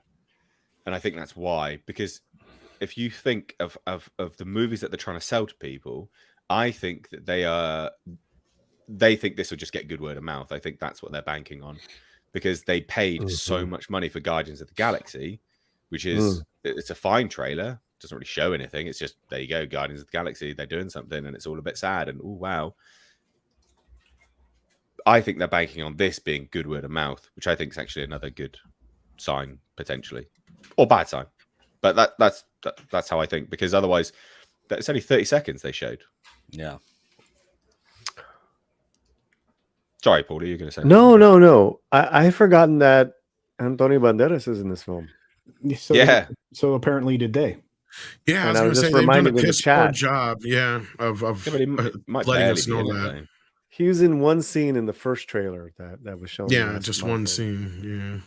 So either he's got a real shitty little role, or maybe they're keeping it from us, and he's good. Wasn't he added really late in the game? So I don't know how big of a role he might have. But or at least we weren't let know until late in the game anyway. But this whole thing was also a victim of COVID stoppages, of injuries. It's like, this and the Flash are running for a long, right? So. I think it's fairly recent in the game as far as when Antonio came on. I'll find out. I mean, it couldn't have been longer than a year, right? Yeah, he was brought in quite close to the film. Like, I don't think he's got a big part by any stretch. You don't think so? No. You think he would have taken the job while taking a small role? No, I don't think he would. I do. Yeah, I do now. Like, no way. He doesn't get a lot of roles. He's been in a lot of indie films as well. Dude, he got nominated for Academy Award 2 years ago. He works every year. Sure. Get out of here. He does work every year, but he doesn't get big roles every year. He doesn't. He was in Uncharted. Okay. Oh, well, we're not going to go down this route. We're not going to go down this route. No, it's just a fact. It's not. No, it's not a fact. That is your misinformed opinion. Oh boy, it's not a misinformed opinion. Antonio Banderas. We'll literally go through his filmography right now with you. I'm not. Okay, let's just do the last year. Puss in Boots. We will. We'll Uncharted. Yeah, he never works. Come on. No, I didn't say. Stop twisting my words, Paulie. What did I say? Big roles. Tentpole, blockbusters. Big roles. Puss in Boots. Okay, The Enforcer. Not really a big role. Codename Banshee. Codename Banshee. Never even heard of that film. You got me. He does a lot of. Man. Okay. Nate's kind of right in this. He does. Yeah. He works. He does take the money. All right. He works. But I said specifically big roles where he's going to get big money. He doesn't get them very often. He doesn't, and that's literally here. You can see it. All right. I concede the high ground. I'm wrong. Okay. All right. I mean, look. Well, if they just let him do Zorro 3. I mean, before the guy loses a leg, come on. So is this lady a wall or a bridge? She came in like a Waller bridge and fucked up every franchise Harrison Ford's in. Well, so this is an interesting one, isn't it? Is because what are they actually flying there? He's in one of these planes. Well, yeah, and you know Which is what? an old plane. At least this is keeping his legacy consistent. This plane is crashing, so of course Harrison Ford's on it. Yeah, true. But the thing is that hey, I wasn't flying.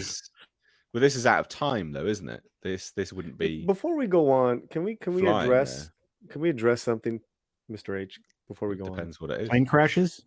Tom's friends. Who are these? Are these real people? Are these real people? Are you being mean? Yeah, I'm having fun.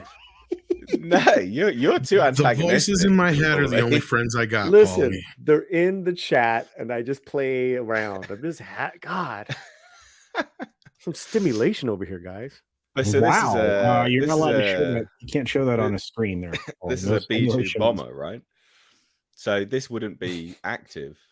Is this before or after it goes through the hyperspace jump? But this is the thing: is this potentially a story leak? Is he? We're revealing too much of the story now, like because I was looking at this and I was like, well, what's the plane in the background? Is this an indication that jet? Yeah, I was basically trying to see whether this was like an older. That's the time traveling plane with the Dial of Destiny in it.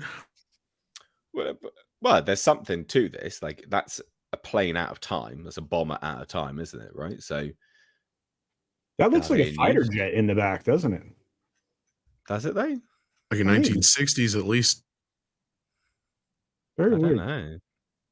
Anyway, I just thought, but there's also a Nazi, right? Like, see there. Okay, so is this where we get rid of the bad guy? Full blown Nazi, right there. Really? I don't know. I just thought it was interesting. Like, this is the first sense that you're getting something story-wise that might be a bit. Oh, okay. So are they out of time? What is it? You know, like we hadn't seen too much of this yet. But also, he's got a parachute on anyway, isn't he? Well, we saw him go through light speed space in the first trailer, which was clearly them going through time. Yeah, light speed to Endor. And it looked like the front end of that plane. Like, yeah. It did. Yeah, no, you are right. You are right. So if I had to take a guess, the Nazis had the Dial of Destiny on this plane, and it probably turns whatever vehicle you're in into a time traveling machine, would be my guess. Mm. Yeah, potentially. Yeah. Well, yeah, like I think that's a very worthwhile theory. But yes, I mean there's that there. That's I don't know. The trailer itself, it doesn't. She's gonna save him. Well, no, but he does. Well, no, he does at least save her. I mean, he's got the parachute. Has anyone seen anything she's ever done? I've never seen her do anything. Oh, you haven't seen Fleabag? No, well, I haven't seen Fleabag, but she did. She was a writer on the last James Bond film. Nick, remind us how great she was in Solo. She was the writer. Oh, she was the writer. She was one of the writers on the last. I'm talking about in front of the camera. So you telling me she's a writer and no, she's been in Fleabag. She wrote Fleabag as well. Didn't see Fleabag, big dog. Oh, sorry. She had that other series too, didn't she? But that's why she. No, it was a sequel. I think wasn't it like something about Eve or like something about Eve or something? Killing Eve. Yeah. Was she the lead in that, or was the Asian lady? I don't. No, she wasn't in it. No, she was just again. So she's a writer. I have no idea who this person is. She's an actress. She thinks she's a comedian. Wait a minute. You just told me 2 credits where she writes. Yeah, she is a writer. She wrote and starred that's her. in Fleabag. Yeah. That's the thing that got her famous. She is what they call a double threat, Paulie. Right. She was the droid in Solo. That's what I was trying to tell you. Right. We were trying to get the one who makes it work with Pando Calrissian. Pando. Yeah. So Nick, what is your impression of the wall or bridge lady? Wow. Nick? Oh, he's gone. All right. Yeah, she didn't do. Oh, do you have to peace out for a few minutes? Yeah. Oh, he did say BRB. Sorry. So you're getting. Oh, yeah, she did. Yeah, has she ever acted in a movie? Yes, Solo. Solo. No, that doesn't count. That's a voiceover. Oh no, she did the she was actually on set, and she was encouraged by Kathleen Kennedy to keep it up. Wow, that is per And she So- acted in Fleabag The brother of the director, mind you. She's got and bags his Dark of fleas. Materials. So voice. this is who All right, I'm this back. is who's going to be the lead, one of the co-leads in this movie. Why do you think she's in this movie? Because Kathleen Kennedy fell in love with her during Solo. That's why. Hashtag Solo lost money. Oh, he's back. Tell us about the wall or the bridge lady. The wall and the bridge lady sucks. Okay. Not a fan. Not a fan. Choid lives matter. I don't even want to. I don't even want to even see her in this movie. But I am gonna go see it because it is an Indiana Jones film, and you know, I think a lot of people. I mean, I think a shit ton of people are gonna go see this movie.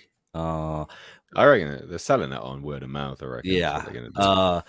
Now, once the reviews and word of mouth comes out, you know, I'll be curious to see what the drop is on the second weekend. I already have a global That'll be a number big tell. that this movie is going to make. Oh, okay. I'm ready to drop it. Bill. Global overall by the end of its run or for opening weekend? No, end of its run. Oh, I'm ready, all right. Mitch. Oh yeah, go I'm on. ready. Like it's hot. Yeah, go on. $650 million. No, do more than that. Okay, that's I think that's actually a fair amount.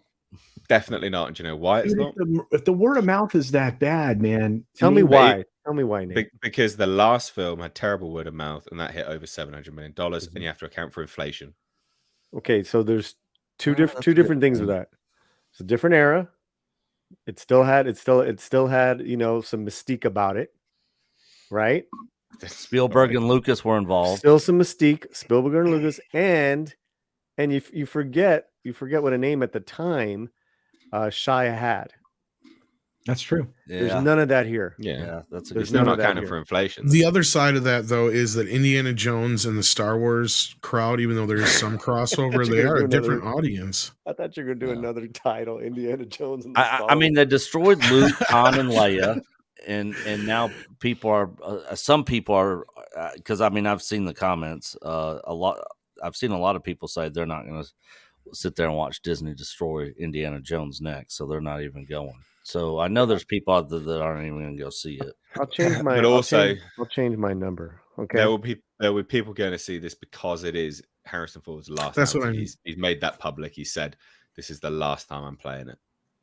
Well, and to my point, what I'm getting at is that there's a large portion of the Indiana Jones audience that does not keep up with all the nerd stuff like we do, right? It's a different audience from Star Wars for the most part. Yeah, an It's older more audience. like the Top Gun audience. Exactly. I was just going to say it's a lot more older audience, and that's why Crystal Skull did so well. We'll have to see how this plays out. I think the first weekend will really tell. The word of mouth may get around that the movie's crap, and that may ruin its chances at a longevity at the box office. But I think it's going to have a strong opening. If it doesn't make traveling tortoise here for £10 says, "I'm so glad they stopped Indiana Jones after the trilogy. If it carried on with an aged Harrison Ford, it would have got weird.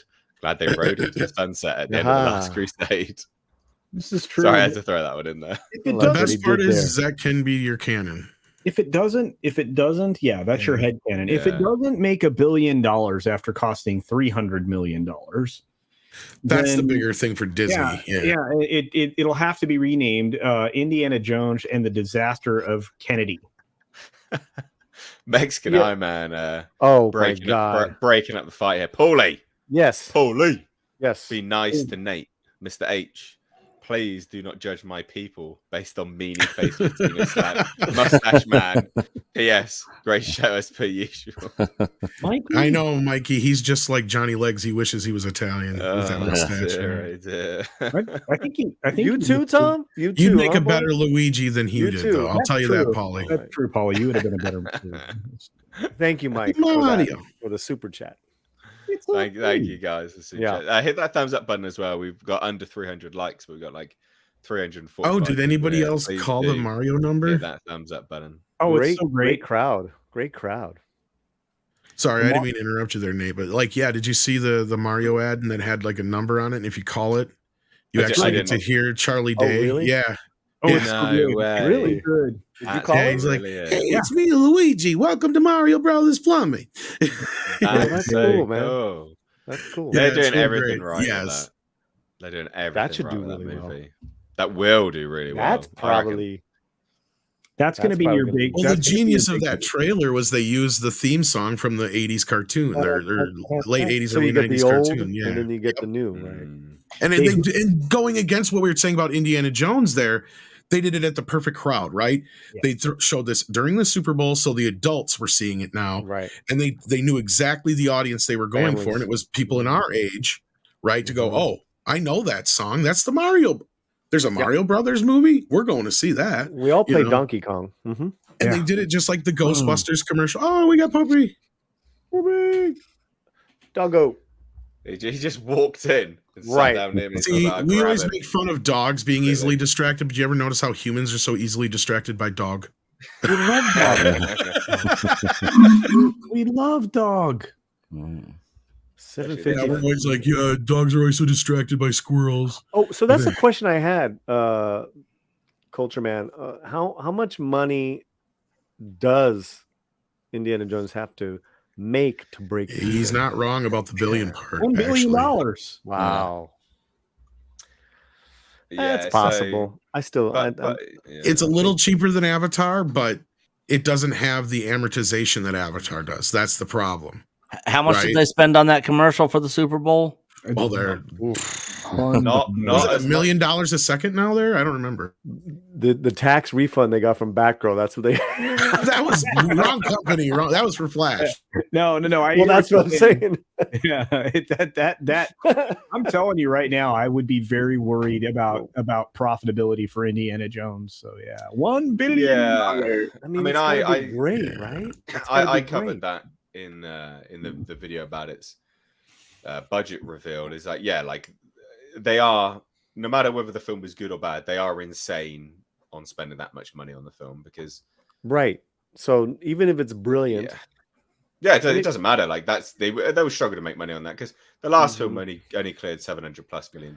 Like it's not smart to spend that much money on that kind of movie. But the thing is, as well, they have minimized their advertising output for it because they only did, again, that's part of it, right? Like they are reliant on word of mouth because they didn't release a feature trailer for the Super Bowl, only a 30-second ad. That makes a big difference. They're not spending the type of money on the advertisement as they would on another film that they are less that has less of a name brand recognition. So they do obviously think it's going to do well. Right, but Nate, that 30-second spot cost them $7 million. No, hey, look, don't get me wrong. It's still a lot of money. Yeah, but it's not the same as a 2-minute trailer. It's not the same as, you know. I don't see Indiana Jones adverts being played on YouTube either. Have you had an Indiana Jones advert? No. I've had very little adverts put in front of me for this film. So they aren't spending as much money on this film as the other films are. The Flash, I've seen that trailer so much. It is fucking everywhere. Not only was it the 2+ minute trailer, 30 minutes as well, but they're playing that 2-minute trailer as an advert. That's a lot of money they're pouring into the advertising. They spent $30 million right there, Nate. Yeah, but now they're recurring it because they're putting it through YouTube on the internet everywhere. Yeah. Let me ask you guys this: terrestrial TVs or cable as well. Let me ask you guys this: I was listening to Drunk 3PO yesterday break it down because he's a huge Indiana fan. Yeah, he is. He brought some great points that. In the last 10 years, there's no other platforms that there's no comic books, there's no video games, there's no nothing of Indiana Jones. Been really. No. We said the same thing about Avatar too, though. Yeah, there's. It's always been that bastard child of Lucasfilm where they always try from time to time to do something with it, but it always seems to get in the way. Whether it's like with the Young Indiana Jones series, it was the cost. Right. They've tried several video games. Some of them have worked out, some not so much. It's just one of those kind of things where I felt like the one thing they never tapped into and should have was like animated series and things of that sort. It's like if anybody's seen that animated mock-up that somebody did for like the intro, it's like, how did we not this is what Disney Plus should have on right now. Yeah. Like this. The thing is like 20 episodes of that. Yeah, the thing is, though, I don't know the material of Indiana Jones. I would love to see what the demographic was for the last film, and the reason why I say that is if you look at Indiana Jones, it's very of its time, right? Like it's talking about Nazis, it's dealing with religious iconography put into reality, so myth and legend, and religious iconography. These are things which do actually only appeal to a certain demographic age-wise, because it's well known, it's proven that younger demographics now, their attention spans are becoming weaker and weaker. That's a fact. Like it's a statistical, researched fact now. And I do wonder whether Disney's actually being smart by not generating, like an animated series to do with Indiana Jones, because you start talking about Nazis, kids are going to go, oh, what? The alt-right? Oh, Republicans? Like, it's not, the dialogue's not the same. Like, when we talk about Nazis, we're well aware of what they are. We know that they're obviously, it's the Nazi party, it's Germany. We know what they are. We know the history. And I know it sounds really stupid, and I know people will be like, oh, kids aren't that dumb. No, kids are absolutely that dumb. Yep. Not all of them, but kids generally are actually that stupid. Because that's what mainstream media has sold them on. You say Nazi has lost its meaning. Yeah. You used to say Nazi, and we would know racist. it came. We know it came from the Holocaust and a really fucking awful period of history, right? We knew what it meant. That word has absolutely lost its meaning in everyday dialogue. It's such a flippant term that I actually think they're quite smart not doing that. But I'm basing that off nothing, and that's why I said I would like to see the demographic breakdown of who paid to see the last Indiana Jones, because I bet you it will be like, I don't know, 25 and up. It'll be quite older people that paid to see it. I don't reckon it would be youngsters. I could be wrong. It's just a guess. I just think it's a different time now, and I'm wondering if they're marketing differently, maybe kind of relying on Mystique and Harrison, to rekindle that. Mystique. Because, Indiana Jones Mystique. Yeah, no, I know. Like the the action, the bullwhip. I don't know, the look and feel, because it's Uncharted. It's kind of like that, treasure hunter type of thing. So I think that's always a good appeal. I'm just curious to see what kind of social media they are gonna do in the weeks leading into the movie. It's still a minute away. Yeah, I think they'll really start vamping up the ads and stuff like a month. Well, when does it release? Sorry, June. Well, No? Indiana Jones, I think, comes out 4th of July weekend, don't it? Or yeah, is it? that's what I thought was July. Really? Is it really? When's it released? Flash is June. Flash is June. Flash is June 16th. Yeah. So when is Indiana Jones releasing? Hold on, let me get it. I have it right here. I have all. June 30th. 30th. Yeah. 2 weeks End of later. June. That's what I mean. It was 4th of July weekend, because they pushed it back originally. It was like, I think it was supposed to be out in May. Yep. Yep, the 30th, and then Mission Impossible is in 2 weeks after that. Oh yeah, it's got to deal with that going up against it too. Like that's the other thing. We're gonna finally see the box office get back to like a normal boxing match this summer. Yeah. Well, okay, so look at the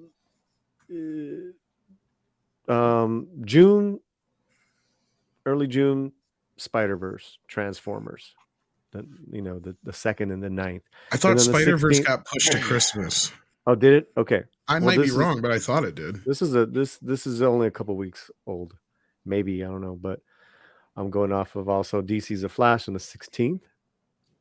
And then Indiana. So when is Transformers released? Sorry? From what I got here, it did get pushed up to June. You're right, Paulie. Sorry. June 9th. So June 9th for Transformers. Transformers releases June 9th, and then The Flash releases when? The next week. The very next week. That's terrible. Yeah. It is. Universal. So here's what I'm getting at. Here's what I'm getting at really fast. those three films are all gonna base. Those three films are basically going after the same audience. Yeah, I was going to say, they're very similar. Indiana Jones could come in underneath and get that older audience, and then maybe bring in some other kids briefly. It's a tiny little window because the minute Mission Impossible hits the box office, game over. That's the summer 10 pole. That is the blockbuster. Especially with Tom Cruise coming off a Top Gun and then going right into this. Yeah. And you heard what Spielberg said to him, right? Yes, that was a great piece today. Yeah, that was really good. Yeah. I really hope that they award him Best Picture. Okay, this actually kicks off. We got May 19th is when Fast X comes out. Okay. Guardians comes out May 5th. And then June 2nd, we got Spider-Man, like you said. Boogeyman is the other wide release. June 9th is these are major releases. Yep. My list only has major releases. Yeah, these are with the ones that are in gray or tan are the more smaller, the bigger releases. No, these are the bigger releases. I mean, gotcha. And so there's not really much other than Elemental and Flash Blackening coming out there. Blackening, Ashford City, but I don't know what the Blackening is. I don't know. But so that's when the Flash comes out. Transformers. So this is a pretty loaded month. That's what I'm saying. It's going to feel like actual box office again. But we get a breathing room here because I don't know what any of these movies are here. 1 week though. 1 week. Flash an extra week because then Indiana Jones. Flash has a couple of weeks. Yeah. I think. If it's a blockbuster, man, I think it'll eat up Indiana. What, the Flash? Yeah. If it's a blockbuster. I think Indiana. I think honestly, I'll go more with culture. I think he's right. I think the same kind of crowd, like the same kind of crowd that would go to Indiana Jones is going to go to Mission Impossible before it would go to. I agree with that. Like that. Yeah. I definitely agree with that. But I think, Tom Cruise has the young crowd now. He's got everybody. He's got everybody. Well, Indiana does not have everybody. I'm saying the Flash is going to be a flash in the pan unless the movie is so much better than we think it is. Because I think Indiana Jones and Mission Impossible are going to be duking it out for the rest of the summer there. So but of those three films, right, that are 2 weeks apart, when you look at that, what are 4 quadrant films anymore? The only one I think is Mission Impossible. No, Barbie's going to take them all out. Well, Barbie's going to have the women. That's for sure. The women and the girls are going to go to Barbie. Because of Ryan. We're not going to go see Tom Cruise, huh? Well, they might, but this is the weekend after. Tom Cruise doesn't have feminine appeal anymore. If you look at, I know this is I believe that bizarre statement to make, but he goes with older women. No, but in the movies, he's not painted as he's not a love interest in films anymore. Not really, no. And I saw a picture of him today, which is one of the most unflattering pictures I've seen of him ever. But then we get the Meg 2 Teenage Mutant Ninja Turtles to finish off August, and August is usually dumping ground. Haunted Mansion, Gran Turismo. God, that Haunted Mansion movie looks trash. Blue Beetle finally hits. They Listen. I don't know what that is, but then Equalizer 3 comes out in September.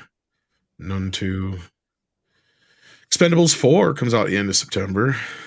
That's not. You know what? I think the Equalizer is going to be a sleeper. Oh, you miss Insidious too. Yeah, Insidious is up there. Yeah. Do we know who else is going to be in Expendables 4 yet? Like the full cast? I know at least the mains are back anyway. Yeah, Statham. Everybody. I thought everybody was back. Lundgren, I think, is supposed to be back too. Everyone's in that Fast X film too. Jesus the Marvels in July.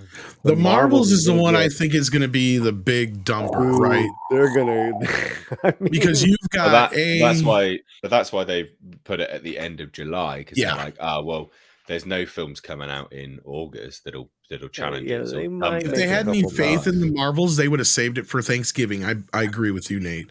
I don't think they have any faith in it. Yeah, that's not because you've got their worst rated Marvel show with Miss Marvel. And regardless if Captain Marvel made $1 billion at the box office, she is aware of how hated she is. You could tell by some of her answers when she's asked. Oh, that was so good. What? That was so telling. I don't think anybody wants that. It was like, oh, you really want that anyway? Do they? Do you? Oh. It's like, ooh, Jesus, bitch. You're like, when's the Expendables 4 come out? That comes out the end of September. I just heard something. Speaking of the Expendables and Stallone and Van Damme was in the last one. I didn't know if you guys heard this, but I just learned this recently that Van Damme and Seagal were at Stallone's house, and Van Damme challenged Seagal for a one-on-one fight in Stallone's backyard and was back there waiting on him, and he never came out. You know why? It would have beat the Why would shit you out of him. do that? Yeah. Because they're all ego martial artists. Yeah. So who do you think would have won that, Paulie? Seagal. You think Yeah. Seagal would Well, have took I don't know when that was. all Now, if it was 500 Fat- pounds of them? Not Fat now. Seagal? Back then. Oh, Yeah. this was back then. I didn't know. I thought this was recently. My bad. Sorry. Yeah, I don't know when this was. I didn't hear I say because date of Van it. Damme's actually still in pretty decent shape. So yeah. It doesn't matter. It's just that he's all show. Compared to now we're getting martial art talk. Compared to the fighting style of Seagal. Seagal's a master. Yeah. I'll concede to you because I'm not the martial arts pro that you are. So Well, yeah, he is a master, but he's incredibly fat and out of shape. So Yeah. whether Doesn't he's matter. a master or not, it does matter. You No, still have no, to no, put, no. you have to have the athleticism to be able to pull it off. That does matter. No, actually, you don't need athleticism to pull technique off. If you are right, just from a biological perspective. I'm right, just speaking as a black belt, but hey, what do I know? If you just shut up and let me speak, for fuck's sake. All right, brother. Right, shut up and let me speak.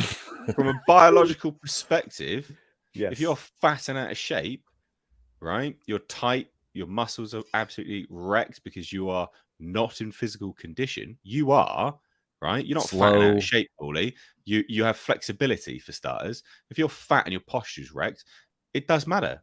It doesn't matter whether you're a master. he's got or a not. point. I know You some won't taekwondo and I you can't won't do half that actually shit. be able to do a lot of the stuff. Is that your anymore. argument? That's just a fact. Yes. Okay. All right. So technique isn't dependent solely on athleticism or flexibility. Age, you'll slow down a little bit, but even then, all that person needs to do is get their hands on the opponent.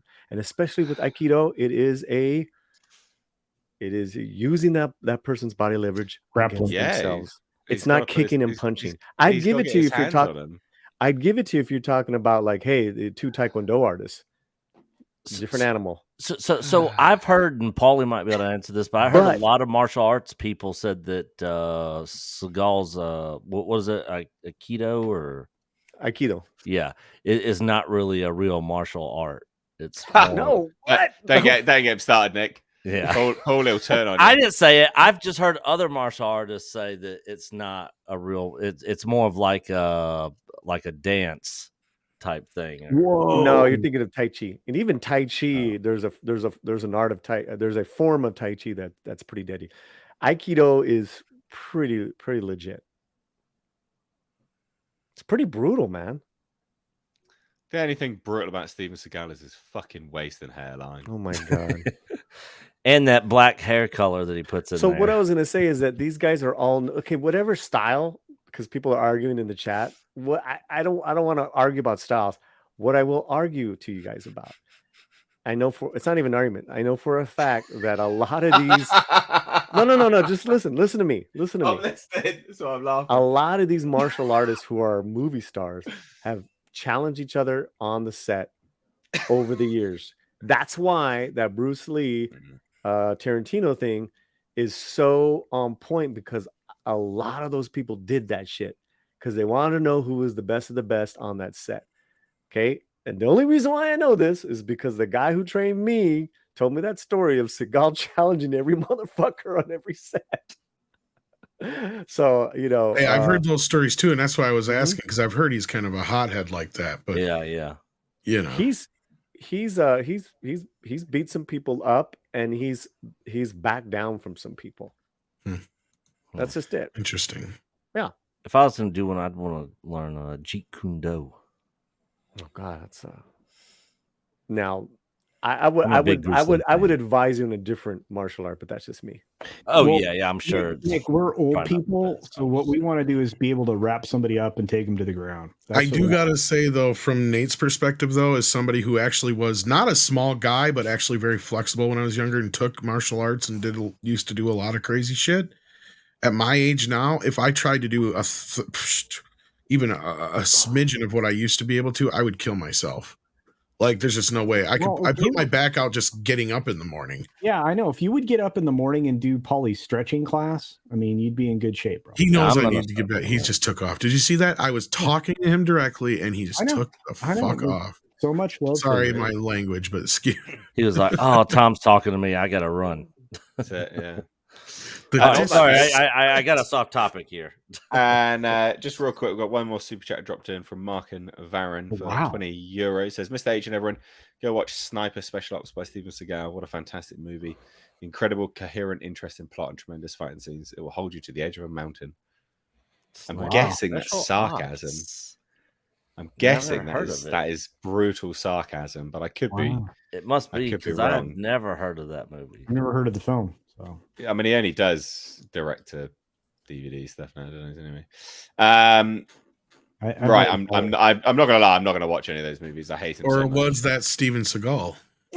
Yeah. Honestly, I find him absolutely insufferable. I'm about to disavow one of my students who is disrespecting me in the chat. Oh no! And I'm going to disavow him from my dojo. Is it Mexican Iron Man? Nah, he's cool. He's sticking up for me. Love him. Oh yeah, this member chat. Yeah. Love it. Hashtag fire Paulie. Let's get it trending. Yeah. So on that note, ladies and gents, we were going to wrap it up here. Great stream. I hope you all enjoyed it. Please do check out the link in the description box to the second channel, Mr. H Reviews Live Archives. Try to get it to 10,000 subscribers. So please do head on over there, hit subscribe. These streams go on a bit and they get clipped to the best bits. So head on over there. I chop it all up for you all. And I may even do actually, someone else can do that. Do a Jasper supercut for me. That'd be great. There we go. Whenever he appears, well, he's not appeared very often. Well, they did briefly today, bless him. Someone asked what breed he is. He's a Border Terrier, pure breed Border Terrier. Don't think you get them much in the States, but you do see them occasionally. So, guys, what have we got going on? Sound off real quick. Tom, what have you got coming up? Anything? Yeah, I guess I'm going to be doing Mead here in about 45-ish minutes or so, give or take. Perfect. So, a live stream over on Midnight's Edge After Dark. Yep. Culture Casino, what got coming up quickly?